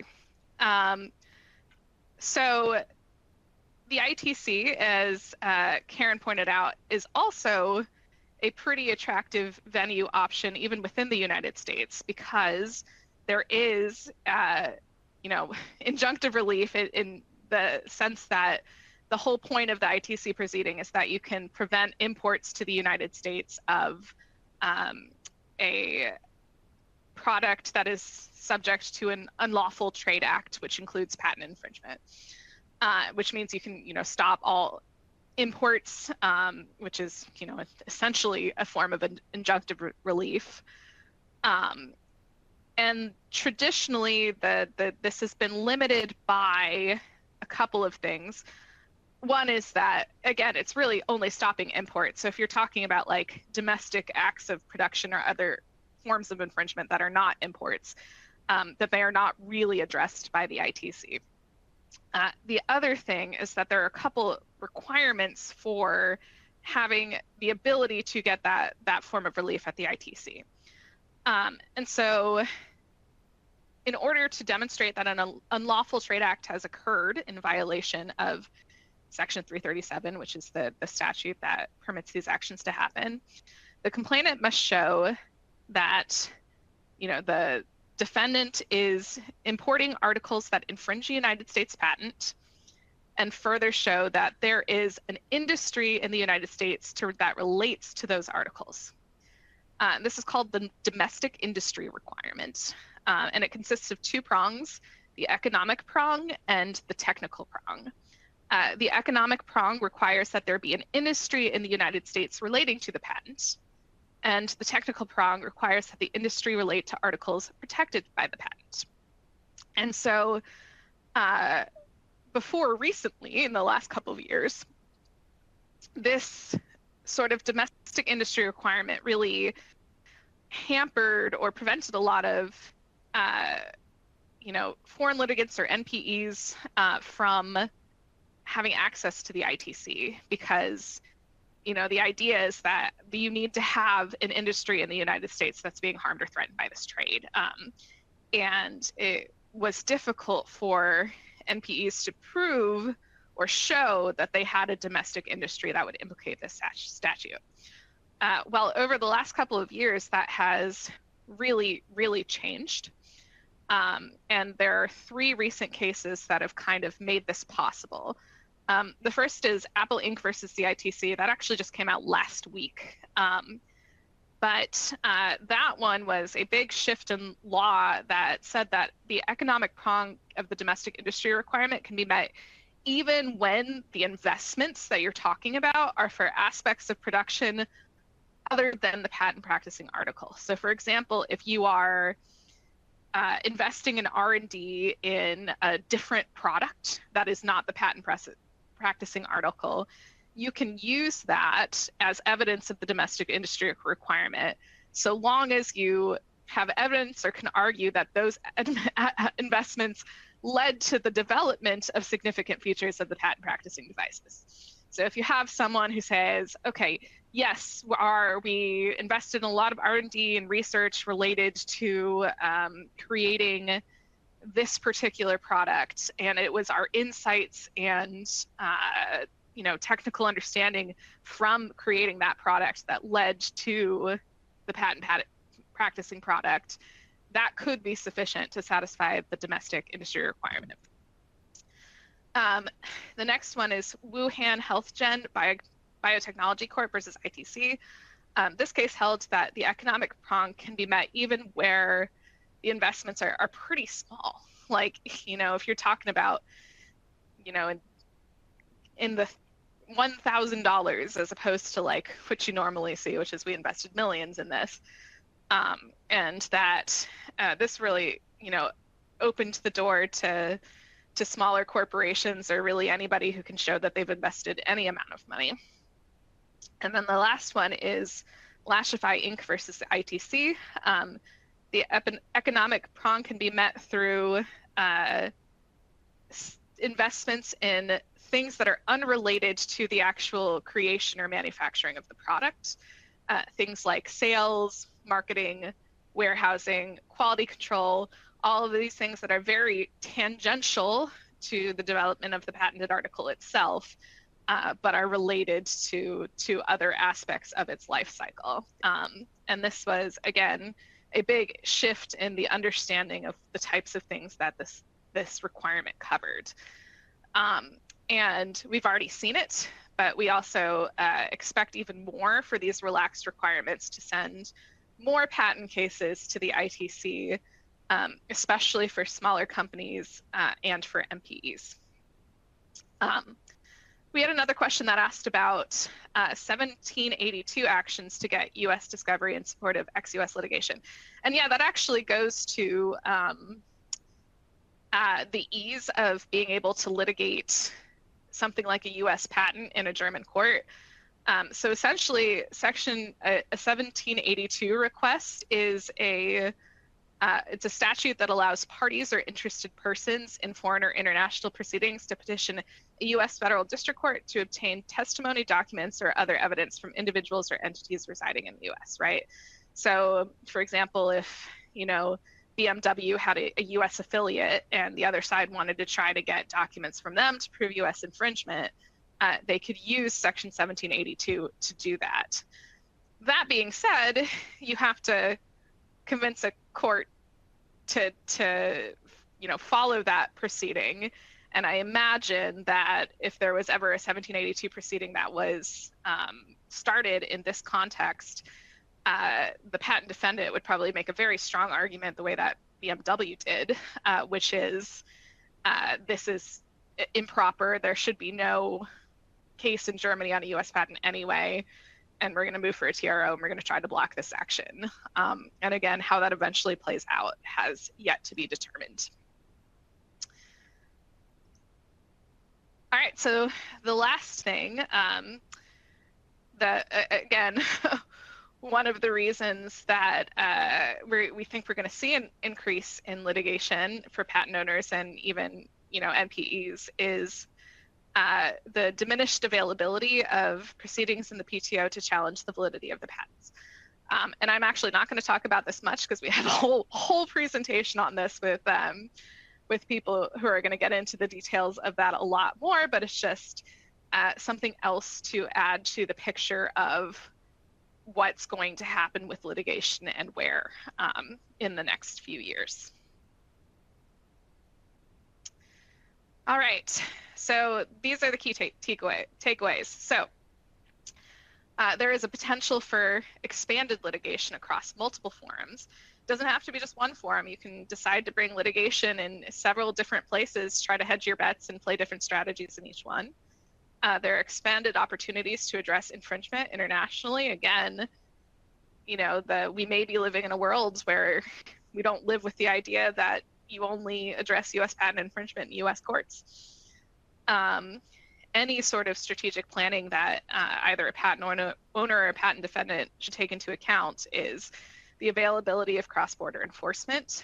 ITC actions is an increasingly viable option, and the reduced effectiveness of the PTAB as a defense strategy. And that is the end of our presentation. If you have any questions, please feel to throw them in the Q&A. I think we do have one pending question, which is, have we seen much development of this standard? I am so sorry, Cynthia. I think I missed when you asked the question. So what standard in particular are you talking about?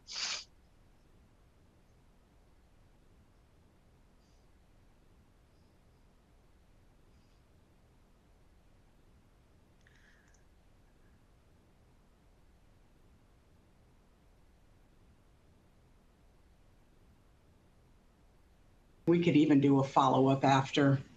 Yeah, happy to. If Cynthia doesn't jump in, but even an email to us after, and we're happy to follow up. There we go.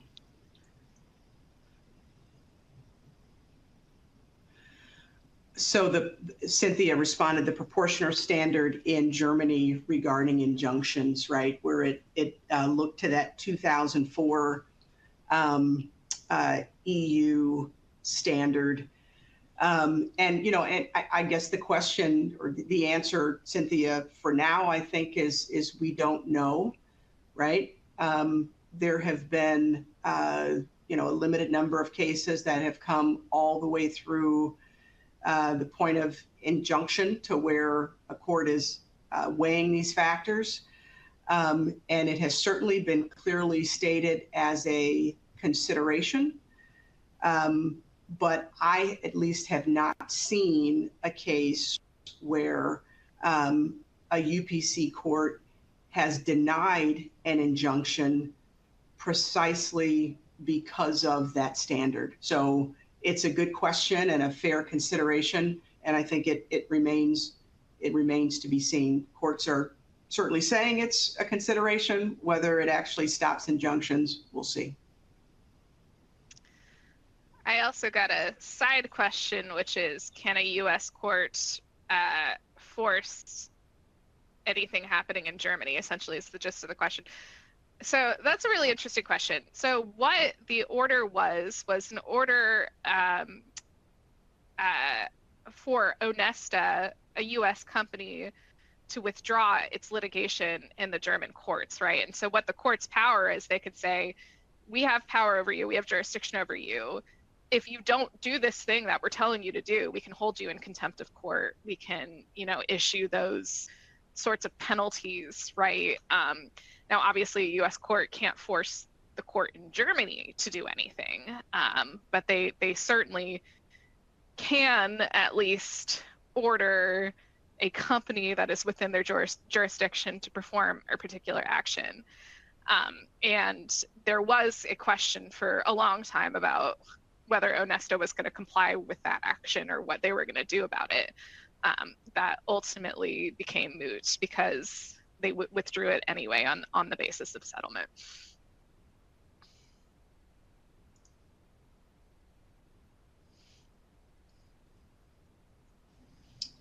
All right, I think we flip it back to Jen, who's going to lead us from here. Good luck with me leading. Just kidding. Thank you guys so much. I mean, I think it's, you know, it's such a changing world, right? I mean, we focus so much on U.S. District Court litigation, and then we talk about PTAB, which, as you mentioned, we're going to talk about next. And that's changed so much, and the impact of, you know, all of the jurisdictions in which we practice with the ITC as well, you know, they're all relating to one another so much, right? It's a very circular issue of what's happening in the ITC is affecting what's happening in Europe, is affecting what's happening in the PTAB, and vice versa. So I think our strategy has to reflect that we are aware of all of the jurisdictions as we go into litigation, whether on the plaintiff side or on the defendant side. So thank you, Bethany and Marla, so much for your presentation. I think we all kind of heard about the UPC, but understanding it in more detail in particular is really helpful. So for everyone else, we're going to take yet another 10-minute break. When we come back, we are going to turn to the promised PTAB issues. The topic will be Beyond the Headlines, Practical IPR Strategies for the New PTAB Landscape. That feels very aspirational to me because I don't know how you can be practical in the face of the new PTAB landscape, but I'll be interested to hear from both Will Mansky from our Minneapolis office and Alexander Croy from our Silicon Valley office as to what they've come up with in terms of some real practical considerations in those issues. We will come back at 5 after the hour, wherever you are. We'll take a 11-minute break. At 5 after the hour, though, we'll start promptly again with our third and final presentation of the day. So thank you, and we'll see you again in about 10 minutes. Thanks. We are about to move on to our third and final session of the day. Another reminder, if you are just joining us or in case you forgot since the last hour, make sure that when you are looking at your screen and you are prompted to verify your attendance, you do so that we can properly get you CLA credit for the attendance of this session as well. They'll be looking at each session separately, so we need attendance confirmed each and every hour today. That's the last time I'm going to say this today. Our next session has to do with IPR strategies in this, I don't think it's too strong to say, crazy time before the PTAB. So let's bless Will Mansky from our Minneapolis office and Alexander Croy from our Silicon Valley office, who took on this topic that is literally a moving target, I would say. So we'll get their advice, at least as of today. Could change tomorrow, you never know. And with that, Will and Alex, I'll let you guys take this last and third hour of our presentation away. Thank you. Thanks, Jen. And can everybody hear me? Alex, can you hear me okay? Yep. Good, excellent. Well, I was very interested to hear the presentations today, including the venue presentation. As you might notice from my background, I am not in my office. I am currently about 300 feet away from the Marshall courtroom in the Eastern District of Texas. I was down here for a scheduling conference this morning. So I can confirm that this district remains hot for patent litigation, and one, for the reasons that we'll talk about in the course of our presentation, will certainly continue to see a high influx, particularly in PE litigation, but likely patent litigation across the board. So as Jen mentioned, and I'm sure others have seen in the headlines, 2025 has been a very dramatic year at the Patent Trial Appeal Board, perhaps the most dramatic since the advent of the Patent and Trial Appeal Board and the proceedings that it oversees in 2011, when the AIA was passed and these proceedings were initiated in the first place. And where we're going to kind of cover the ground today is Alex is going to cover kind of where we've been and kind of where we are today in terms of institution rates and general procedures and the things that have transpired over the last year or so to kind of just give us a sense of where we are today. I'm going to get into some of the advocacy around the new procedures at the PTAB, particularly the discretionary denial regime. And then we're going to get into some practical strategies for where we are today, thinking about PTAB litigation and validity in general in patent litigation.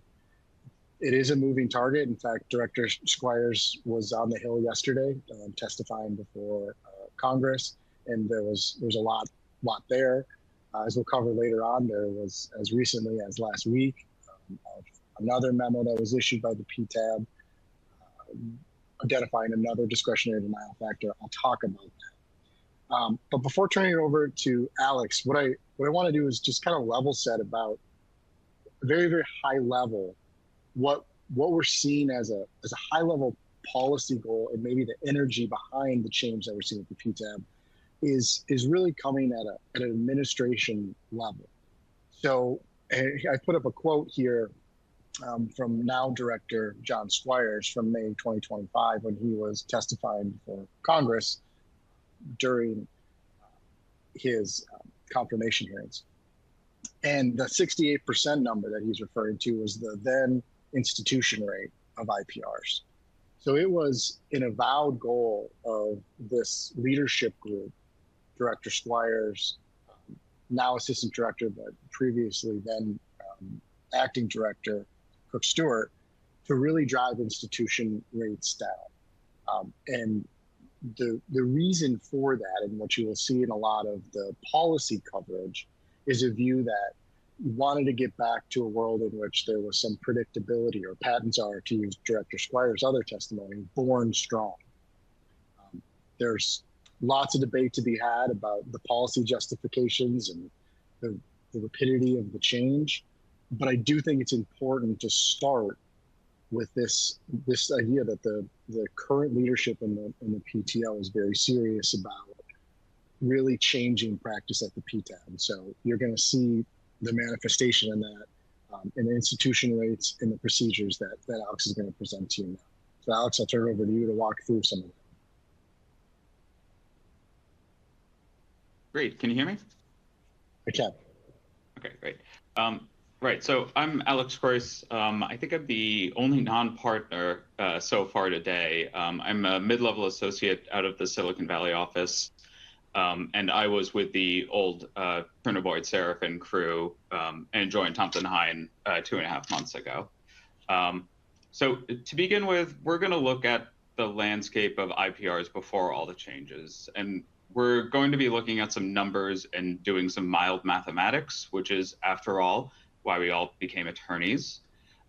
This figure on the page right now is of the good old times if you were the defendants and the not so good times if you were a patent owner. For the last couple of years, IPR has presented an attractive option to challenge asserted patents. And if you filed an IPR, you had a greater than not chance the petition would get instituted. As you probably know, the standard for institution is a reasonable likelihood of success in arguing at least one claim is unpatentable. And in 2024, which is kind of the last normal year, so to speak, you had about a 75% chance of the PTAB finding that you had a reasonable likelihood of success. So if you put in an IPR petition, you could be reasonably confident it was going to get instituted. And this was true for the preceding couple of years, as you can see in the graph. So you had a good chance of getting beyond the petition stage and getting it instituted. And then you had a roughly similar rate of success in getting the claims you challenged killed as unpatentable.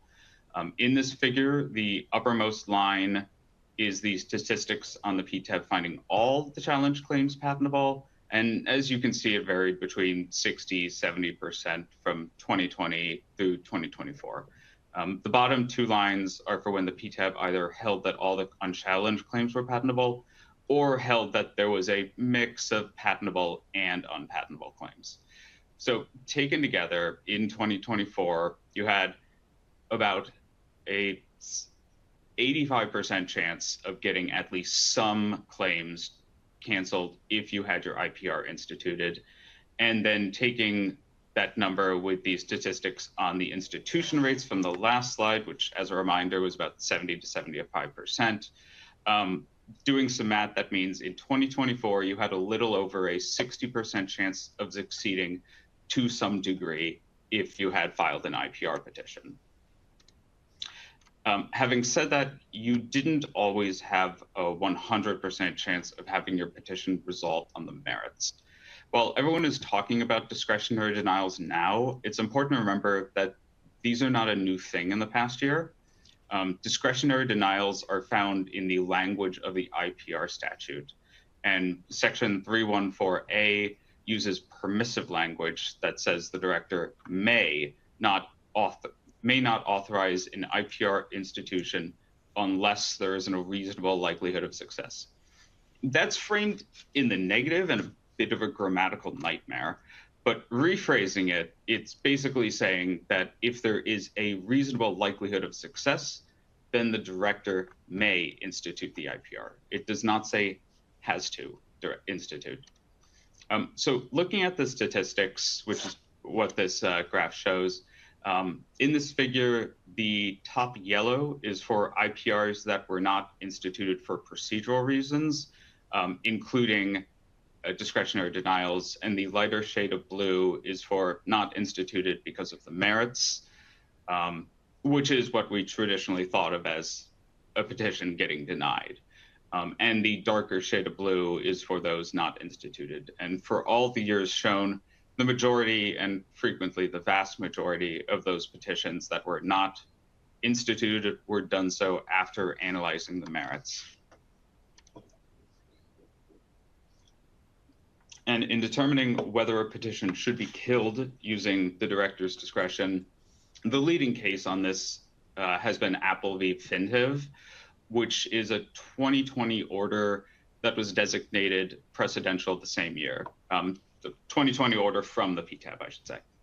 The FinTIV case itself ultimately authorized the parties to that petition to file supplemental briefing addressing the factors that the PTAB laid out in their decision. So basically the decision itself was the PTAB wanting the parties to say more before instituting or denying decision. The FinTIV decision, however, has set out 6 factors to consider.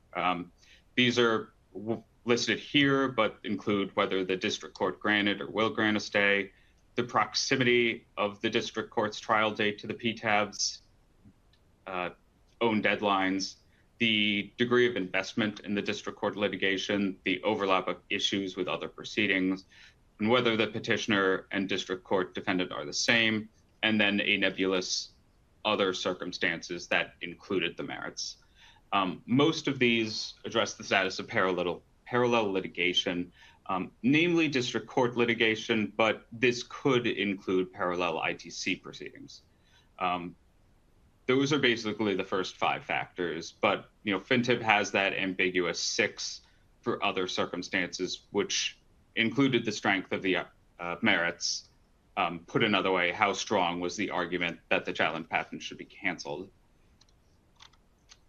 Come summer of 2022, however, then Director Kathy Vidal issued a memo titled Interim Procedure for Discretionary Denials.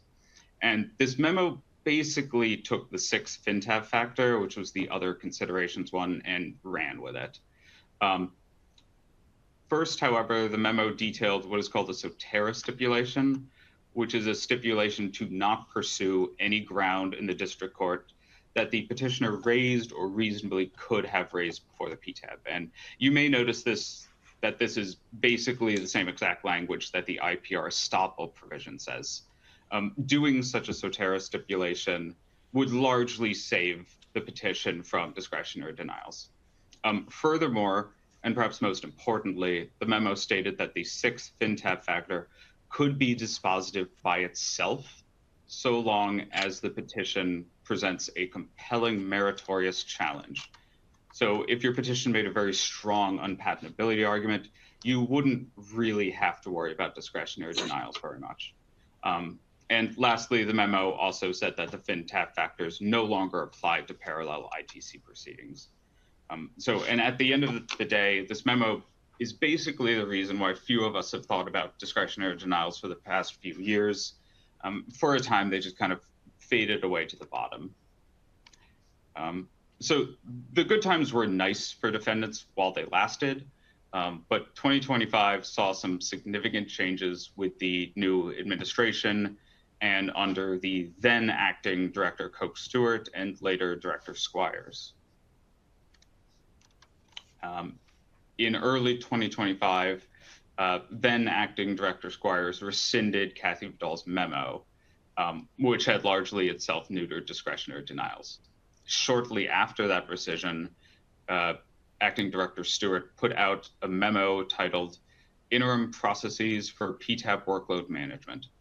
This memo was sort of the second domino on discretionary denials, and it created a new importance for the discretionary factors. In particular, this memo bifurcated the process for instituting IPRs. While discretionary factors had been previously considered at the same time as the merits, this memo split them into two separate inquiries. Each group of considerations also now had its own briefing schedule. In addition, this memo added some additional factors to the discretionary denial consideration, which included the busyness of the PTAB and, most critically for us, the settled expectations doctrine or idea.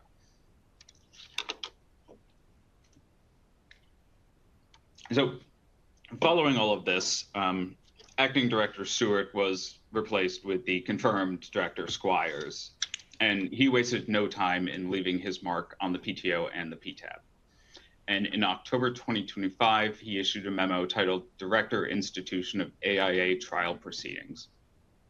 This memo did a number of things, and it effectively supercharged discretionary denials while also making them even more of a black box. The first thing the memo did was the end of the bifurcation process, and it shifted the decision-making power to the director, quote, in consultation with at least 3 PTAB judges. Despite the end of bifurcation, there's still separate briefing for the discretionary factors and for the merits. And now the assessment of the merits is largely locked behind the discretionary factors. So generally speaking, a petitioner has to overcome a discretionary denial before getting to the real meat of the petition. And the memo also began a process of summary notice denials. It's important to note that these are not all of the time, but when they do happen, it amounts to basically a single line saying denied. An example of this is on the right, where the summary notice just lists off about a dozen or so IPRs and then just says denied to all of them. So following all of these memos, we reach the current framework for assessing discretionary denials. And it's important to note that this is constantly changing, including some proposed pending rulemaking that should be decided in the next couple of months. So it's entirely possible what we say here today is going to be completely different in a month from now. But for now, there are a wide range of factors the director can consider. These include the FinTAB factors, but they have been expanded to include things like settled expectations, the PTAB's workload, whether there is expert testimony or not, and also the security interests of the United States and its economy. And to put this all in picture format, where we start is still with obviously filing a petition. After filing, the director does the discretionary review, and this is colored as a black box for a reason. And at this point, your petition can be killed immediately, but if it isn't, it proceeds to the merits review with PTAB judges. At that point, the petition can either be again killed or it can proceed to institution, which leads us to our poll question, which is, what do you all think the current institution rate has been to date in 2026?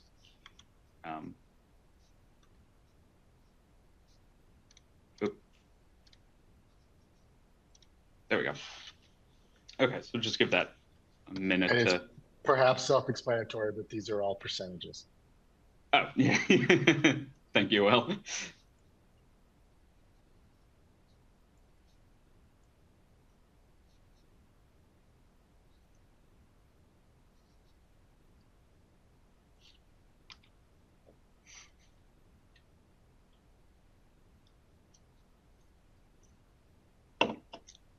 Right, okay. So 7 seems to be the clear not favorite, and then it seems like an even split between all of these. And okay, we apparently don't have a slide with the answer, but the answer is 37%, according to current PTAB statistics. And so looking at recent institution rates using data from the PTAB itself, you can see the effect of all these changes pretty clearly. At the start, here in 2022, you obviously see a very similar institution rate to what we addressed at the beginning, because that was before everything started to happen. Then in 2025, things start to take a dip. And it's important to remember that this data from the PTAB collects based on year. So the entry for 2025 includes the before, during, and after a lot of the memos from earlier.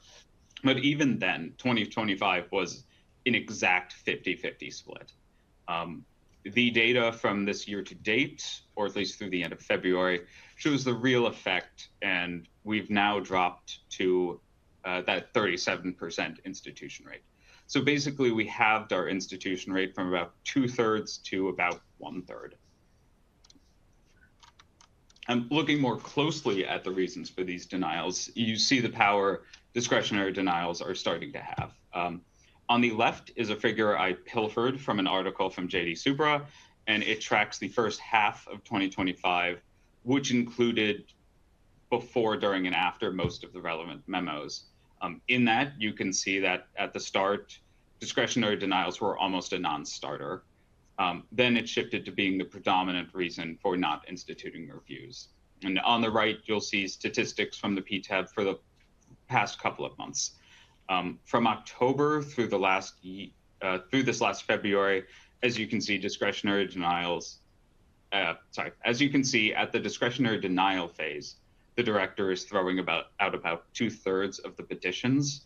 For those that make it through the discretionary denial phase, the referred ones, so to speak, then you basically see similar statistics as we had before all of these changes, about 75% instituted. So breaking these statistics down even a little bit more, you can see some differences in institution rate between fields of technology. On the left is data from very late 2023 to very early 2024, basically before all the changes started to happen. And on the right is basically the same, but for late 2025 and early 2026. As you can see, the institution rates have dropped considerably for every field the PTAB measures, except chemical. Prior to the changes, the institution rate was about 60%, maybe a little bit higher, which is consistent with our numbers from earlier. After the changes, everything starts to drop off, especially the electrical, computer, and the mechanical and business methods technology fields. You may note that the chemical technology field appears to be a spike, but I think in reality, this is a statistical quirk, because for the left figure, there were only 6 petitions, and with an N that low, it's hard to draw meaningful data. So to visualize that just a little bit differently, here are the changes in percentiles. Again, the increase for the chemical is probably an anomaly, but the others show a strong effect, with the most affected field dropping by over half from a 6 to 7% institution rate down to a measly 31% institution rate. So would-be petitioners have not been taking these changes lying down. starting in summer 2025, there have been numerous challenges to the new changes to the PTAB. Given that institution decisions are typically unreviewable, the general approach for these challenges has been via mandamus. And it's important to remember that mandamus is described as an extraordinary remedy. So starting at that point, everything is a bit of an uphill battle. But here are some of the various approaches petitioners have tried. These range from challenges to the rescission of former Director Vidal's memo that it said about downplaying the importance of discretionary factors, to multiple due process challenges, and also challenges to specific discretionary factors, such as settled expectations in re Cambridge and in the in re Sandisk cases. So the slide basically rephrases the last one, but despite all the various types of challenges to the new discretionary denial framework, the Federal Circuit has held steady in denying them. Some of this may be attributable to the high bar for mandamus relief, but after so many after so many denials, it really does kind of look like the Federal Circuit does not have much of an interest in undoing the recent changes, or at least does not believe that it has the power to do so. One of the most recent challenges to the new framework, however, was a suit directly against Director Squires.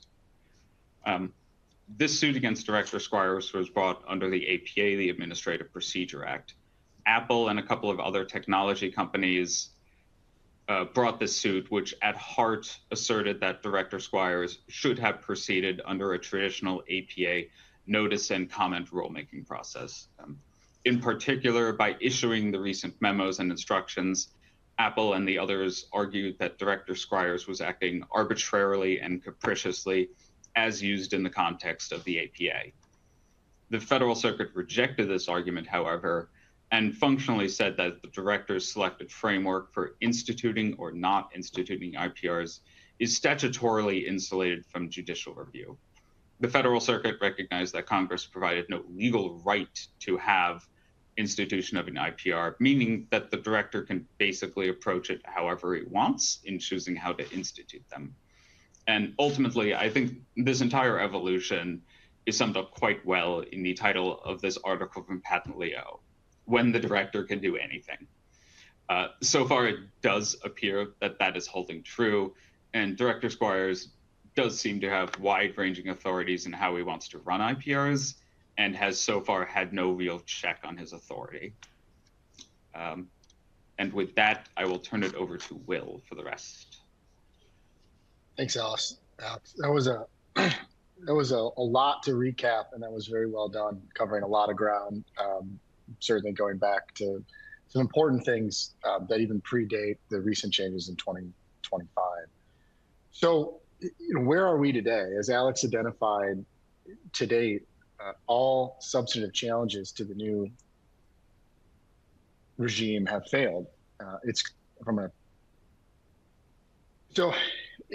What I want to turn to now is where are we today? And as Alex identified, the appellate challenge, at least thus far, have failed to be successful. So there's not any immediate change coming to this regime from the Federal Circuit. While there was some discussion yesterday during Director Squires' congressional testimony about the role of Congress in all of this, there is, as of today, nothing pending other than kind of long-standing in and out of committee pieces of legislation like the Prevail Act. So what I want to talk about a little bit is the key aspects of the discretionary denial decisions and kind of the main factors that are driving these decisions. And the first one, as Alex identified, is settled expectations. So this originates over the course of the summer in some decisions that came out of then Director Stewart's decision-making framework during that bifurcated process. And one of the at least the benefits of that process versus today is we were getting decisions on discretionary denial. We were seeing the director's then analysis of these factors. We are no longer seeing that. What we are seeing now is the director yes, as Alex pointed out, issuing summary decisions that just are kind of an up or down vote. And then we're waiting for the director to identify precedential or informative decisions. And I'll highlight some of those, but I do think it is important to kind of understand first the settled expectations jurisprudence. So what are settled expectations? Essentially, as you can see here, it's this what I would call is a rebuttable presumption that a patent that is older than 6 years has settled expectations around it and should essentially not be challengeable in an IPR process because it's been out in force for a long enough time.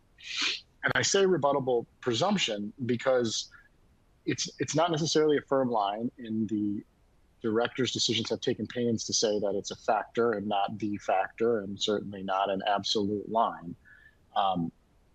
But the jurisprudence or the cases that have come out have certainly suggested a rebuttable presumption. The vast majority have drawn a pretty firm line, and you can kind of see when you look at the outcome of the decisions that the patents that are older than 6 years that are challenged are seeing discretionary denial versus the ones that are younger are having more success moving forward. And what I want to highlight a little bit are what I would call maybe the exceptions or the nuance to the circumstances in which that 6 year rebuttable presumption is in fact rebuttable. So we do have some patents that are where the challenge patent is older than 6 years, but the IPR was still allowed to move forward. And that most of the cases around that, the most significant one being a case involving Home Depot, involved patents where the circumstances suggest that enforcement wasn't reasonably expected. So the petitioner didn't necessarily have a reason to believe that they would be a target of the plaintiff or the patent owner. And kind of the one piece of this that was most significant in the Home Depot instance was that the challenged patent, the patent that the IPR petition was brought on, was outside of the scope of, in this case, Home Depot's business. It had nothing to do with kind of the core things we think about with Home Depot, things in the retail space. There have been some suggestion, but very few examples of kind of the other end of the spectrum of the settled expectations jurisprudence, where there have been some decisions where patents have been kind of on the line, maybe slightly younger than 6 years or 6 or 7 years, and there's still been a discretionary denial. The most significantly cited and identified example of this is an Amgen matter that where Amgen filed the suit about the IPR on a Bristol-Myers Squibb patent, and Bristol-Myers Squibb put together quite a robust discretionary denial brief. And one of the arguments that they made, supported by significant evidence, was that they had made a lot of investment in the subject patents, including investments in getting drug trials, development, research, and regulatory approval. That case this Amgen and Bristol-Myers Squibb case has been identified a lot, particularly and watched very closely, particularly by folks in the pharmaceutical space. So I think that's certainly a key case to look at in that sense. But what kind of point a lens back on all of this with settled expectations, what we're really seeing is, again, a rebuttable presumption of 6 years, and kind of which side of the line are you on that. And if you're close, there are some avenues for you to, in the context of discretionary denial, put in some evidence and advocate for your position that may move the needle.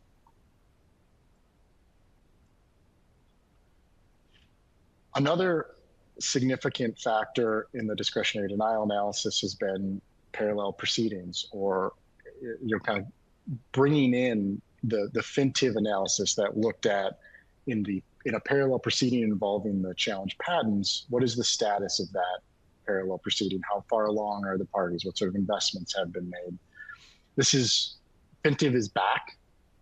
It's in some ways very similar to what we had for a little bit of period of time before the Vidal memo. But what's different now is that there has been in the cases that have come out much more of an emphasis on trial date. Is there a trial date set, and when is it? when we were in the Vidal regime, when we, or pre-Vidal regime, when we did have FinTIV, there was more assessment. There were more decisions that came out around not just is there a trial date and what are the time to trial statistics, but going even a level deeper. What is that particular judge's predisposition to staying cases? What is the nuance to this particular case that might affect the trial date? There was much more, and you saw this in the decisions that came out during that period, a recognition that the setting of a trial date and just a time to trial statistics in particular for a particular jurisdiction are not the be all end all. They're not necessarily reflective of when a decision is going to come in a particular case. So it will be interesting to see how the analysis of parallel proceedings continues. It would not surprise me to see it become kind of consistent with settled expectations, to be kind of a certain, you've got kind of a general rule of how things are going to go, but there are opportunities and lots of opportunities for advocacy at the margins.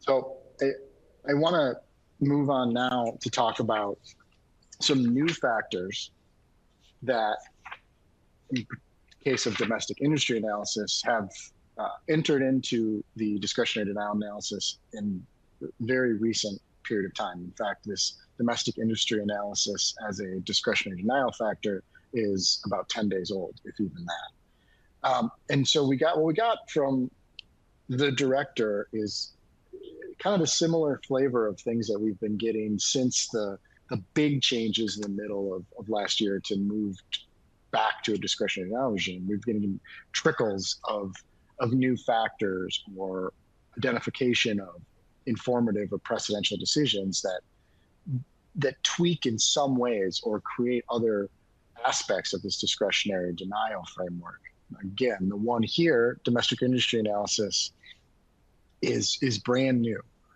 There's a great deal of uncertainty around what the weighting of this will be in the context of a discretionary denial analysis, but it was the focus of a director memo, and what that memo set forth is that the director will consider the extent to which products accused of infringement are manufactured in the U.S. or are related to investments in American manufacturing operations. So there's going to be an opportunity if you are a patent owner whose products are made in the U.S. and you're facing an IPR or a PGR to gather and present evidence of domestic manufacturing operations that's going to potentially impact your ability to survive or be successful with a discretionary denial presentation.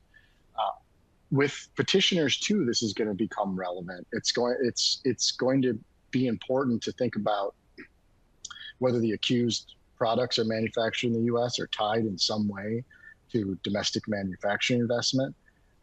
And this will all be addressed at the discretionary denial stage. So this is a factor that I think is going to get a lot of focus, and it is going to see, I think, again, another opportunity for advocacy and evidentiary submissions to influence the outcome of a discretionary denial analysis.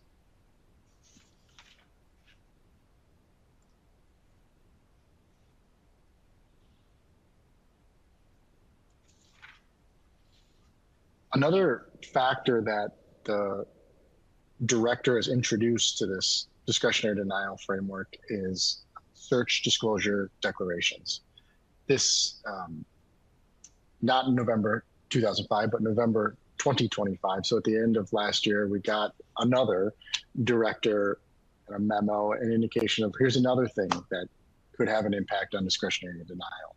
This one flew a little bit more under the radar because it's much more procedural.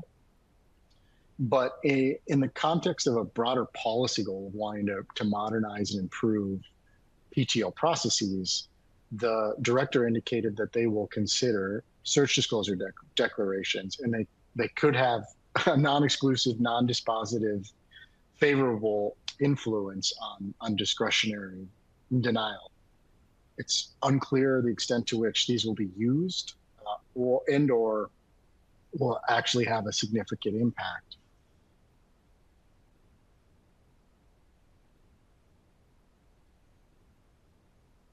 But you can see here the things that the director is indicating that they want to see in a voluntary search disclosure declaration.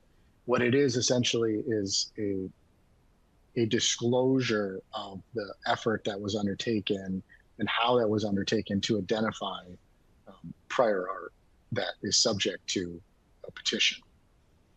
And there's, in some ways, this deserves much more than one slide, but while this might be a factor and an unknown factor in discretion now, a real consideration here for practitioners and something we've been talking to clients about when this has come up is the confidentiality and potential privilege concerns with putting this together and submitting it. And while the PTO and PTAB practice does have mechanisms to retain confidentiality for filings, it's a nuanced process that you lose some level of control over if you engage with. And I do think, and I would advise clients that this is a very new thing, and you're going to want to see some guidance or some decisions that address this. But it's important to, I think, talk about it a little bit because it's consistent with this trickle of decisions from the director under this new regime that indicate ways in which discretionary denial advocacy might be affected. I see we have a couple questions, and I apologize because I think I missed one earlier. So maybe I'll take these in reverse order. So first, Cynthia's question: which way do we think this cuts? It was a lot of effort. Then what? If little effort, then what? Do we have any sense yet? So with the search disclosure declarations, I don't think we don't have the data on that. I have not seen any of these submitted, and I certainly haven't seen any informative or precedential decisions designated that talk about where these fit in. So yeah, I think it's still too early to tell is the answer on that. It's certainly something that the PTO seems to want. It's consistent with a broader PTO policy goal of modernizing their processes, getting more information from private practitioners. So I think it could have an effect. I think the key, just a practical takeaway, the way I think about this, and I've talked to clients about this, is it should be considered, and it should be kind of a case-specific decision whether to move forward with it. And a lot depends on what you're going to actually say in this declaration, where you got the prior art from. Can you use this to complement the petition? And kind of talk about how unbelievably invalid these patents are, for instance, because, hey, look, we found this prior art that we put in front of the PTO by doing these very simple things. And that's consistent with our arguments that the PTO missed some things. And then we had another question.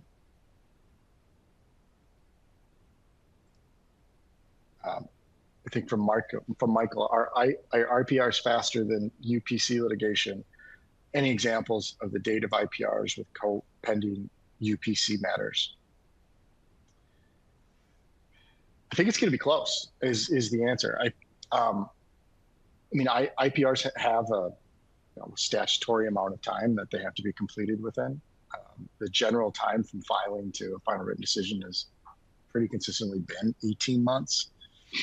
I think what you're gonna start to see is with UPC practice is very similar to what you're already seeing with respect to litigation in the Eastern District of Texas, for instance, where you have venues that have a very demonstrated history of moving quickly and have procedures and rules designed to create kind of certainty or expectation as to when certain things are going to happen.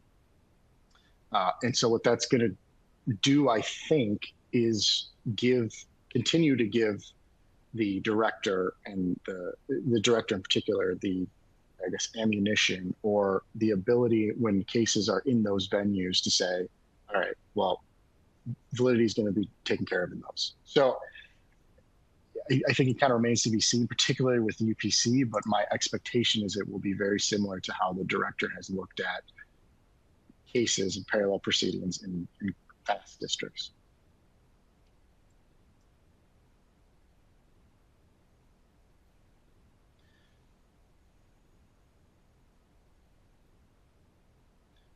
I want to cover just kind of one more topic about the actual practice, and then I want to give some concrete takeaways, since I know, particularly for folks on the West Coast, we're coming up on the lunch hour, and I never want to interfere with that.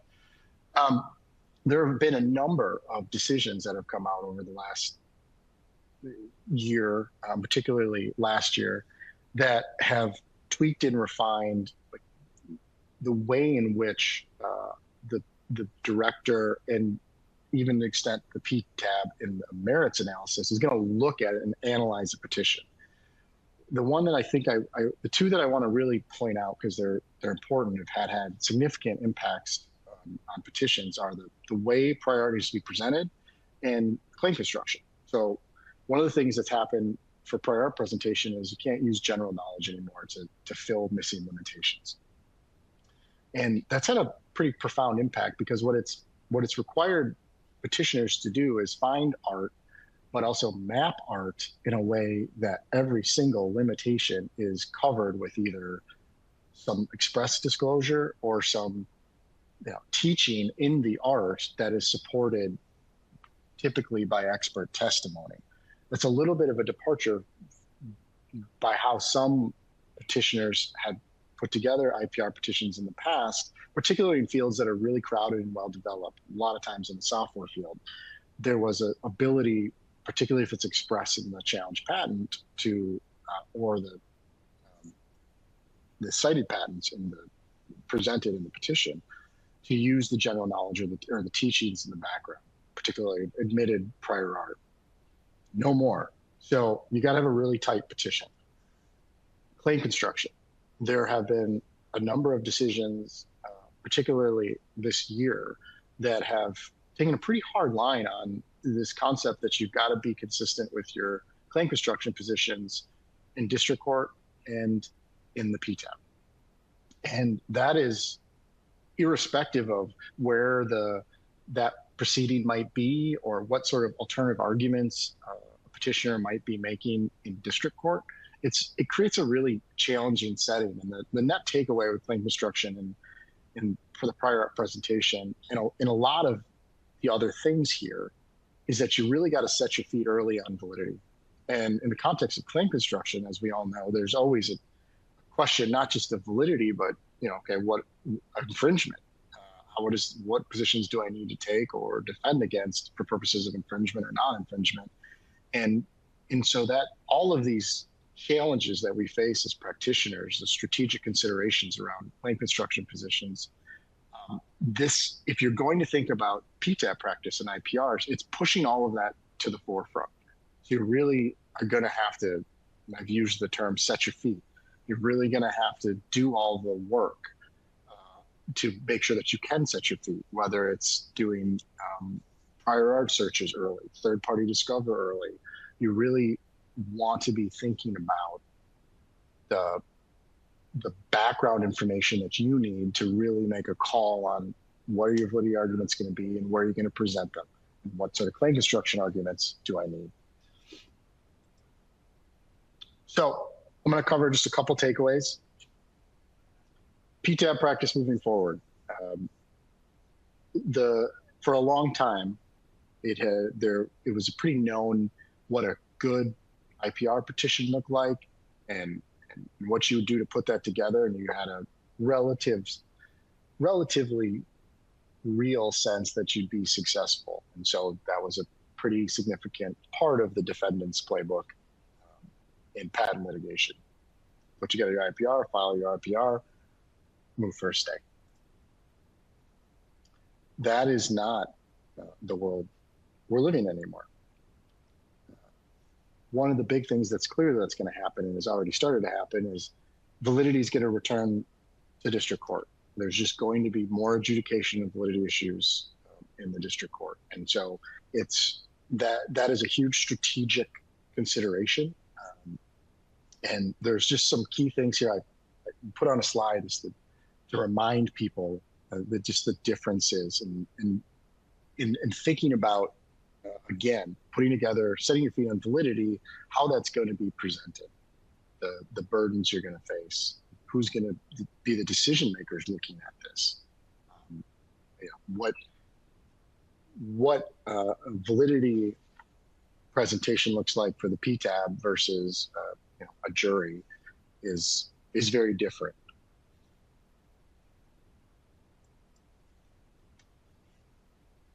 We had a really great presentation on venue, and there was some jokes about people not liking venue or not thinking it's cool. Well, it is really cool, and it is really important, and it's perhaps never more important in patent litigation than it is now, because the time to trial statistics, how fast the district moves, whether that district sets trial dates or waits longer to set trial dates, all of those are going to have a huge impact as to whether or not you can proceed with an IPR, whether that's going to be a viable strategy. So too, whether the court and your particular judge is going to entertain a motion to stay. And we do have I will say we do have a slide on this, but I'll just tell you that even under this discretionary denial regime that we're facing, district courts are still staying cases. So there have been a couple in the Northern District of California, for instance, and what those courts are doing when they're considering a stay is they're essentially getting into the merits of the discretionary denial analysis and looking at, okay, how likely is it that this petition is going to be discretionary denied or not? So knowing whether you have a judge that as a threshold issue is willing to really engage on that level is something that's going to be important when you're developing your case strategy and thinking about venues. And I think the other thing is, because venue is going to have such a role in where you're at in terms of IPR success, the venue fights that Raj and Keeley talked about that play out in different districts, I think those are going to become even more important. They are potentially highly influential as to your ultimate ability to present a validity argument in the way you want to do it and where you want to do it. So venue consideration, critical.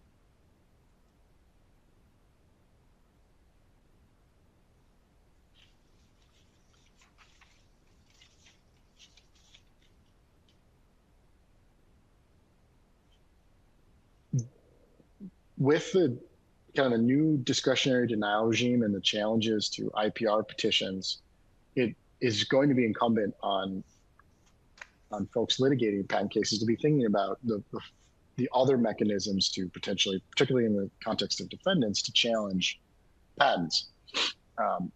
We've put here together kind of a very summary slide of different options that are potentially available. IPRs and PGRs, it's worth kind of thinking about together. The critical difference between the two of those is PGRs are applicable to patents that for the first 9 months that they've issued. There have been comments by the director that there's a desire to push more challenges to patents to PGR. They want patents to be challenged earlier. This is perhaps not surprising given the settled expectations analysis. As long as I've been practicing, folks have always thought of PGRs. The practical reality is that the situations in which PGR is even an option because you're in a litigation involving a patent that young are relatively limited. So I don't think it's a novel strategic idea to be thinking about PGRs. I know we're running out of time, but I will close on what I do think is an important consideration that I've heard from a lot of clients and a lot of practitioners is, okay, well, should we go back to ex parte re-exams? And we have a slide on this, but you're seeing a huge influx of ex parte re-exams over the last 7 to 9 months, largely as a result, I think, of the challenges in the costs associated with an IPR. The thing with ex parte re-exam, the trade-offs are not that different than they've always been, which is you have a potentially lower bar to your challenge, substantial new question of patentability versus more likely than not you have a high chance of having that granted. But one of the trade-offs is you as a original challenger there's very few circumstances under which you can have continued influence in a role in that. It's ex parte, it's going to be primarily between the patent owner and the examiner. So I think that the net for this, thinking about these things together, and thinking about IPRs in general, is IPR shouldn't just be dismissed, but you got to think about where you're venued, what your patent age is, and what sorts of evidence and advocacy you can build to survive the discretionary denial regime. Because if you get an IPR instituted, it's potentially even more significant now from a settlement leverage standpoint if you're a defendant.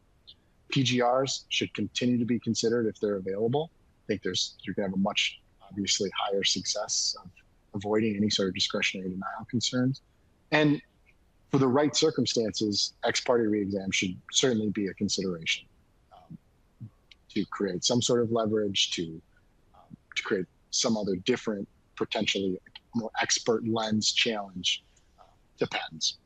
So a lot there. We could probably have got another hour on this topic. There's a lot of change.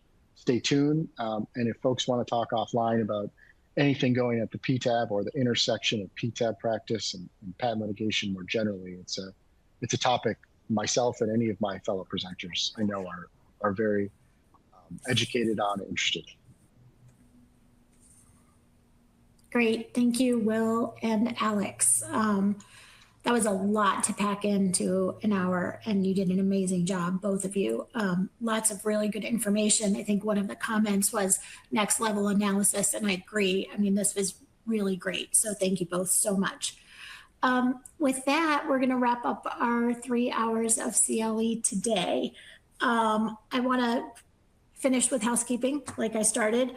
A reminder that after you have completed your verification by touching your buttons, you will get an email from the ABA with instructions for selecting your state, and the ABA will then issue your certificate and report credit upon approval. If you have any problems, feel free to reach out to Stacy Weiner. I put her email in the chat, and if you can't remember or you can't find it, ask me. I'll be happy to get you in touch with the right people to make sure you get your credit. Again, we will send you all a link to the recordings from today in the next few days. Feel free to share those with your colleagues and friends and family. And for any questions about today's program or the substantive topics that we discussed, feel free to reach out to the presenters.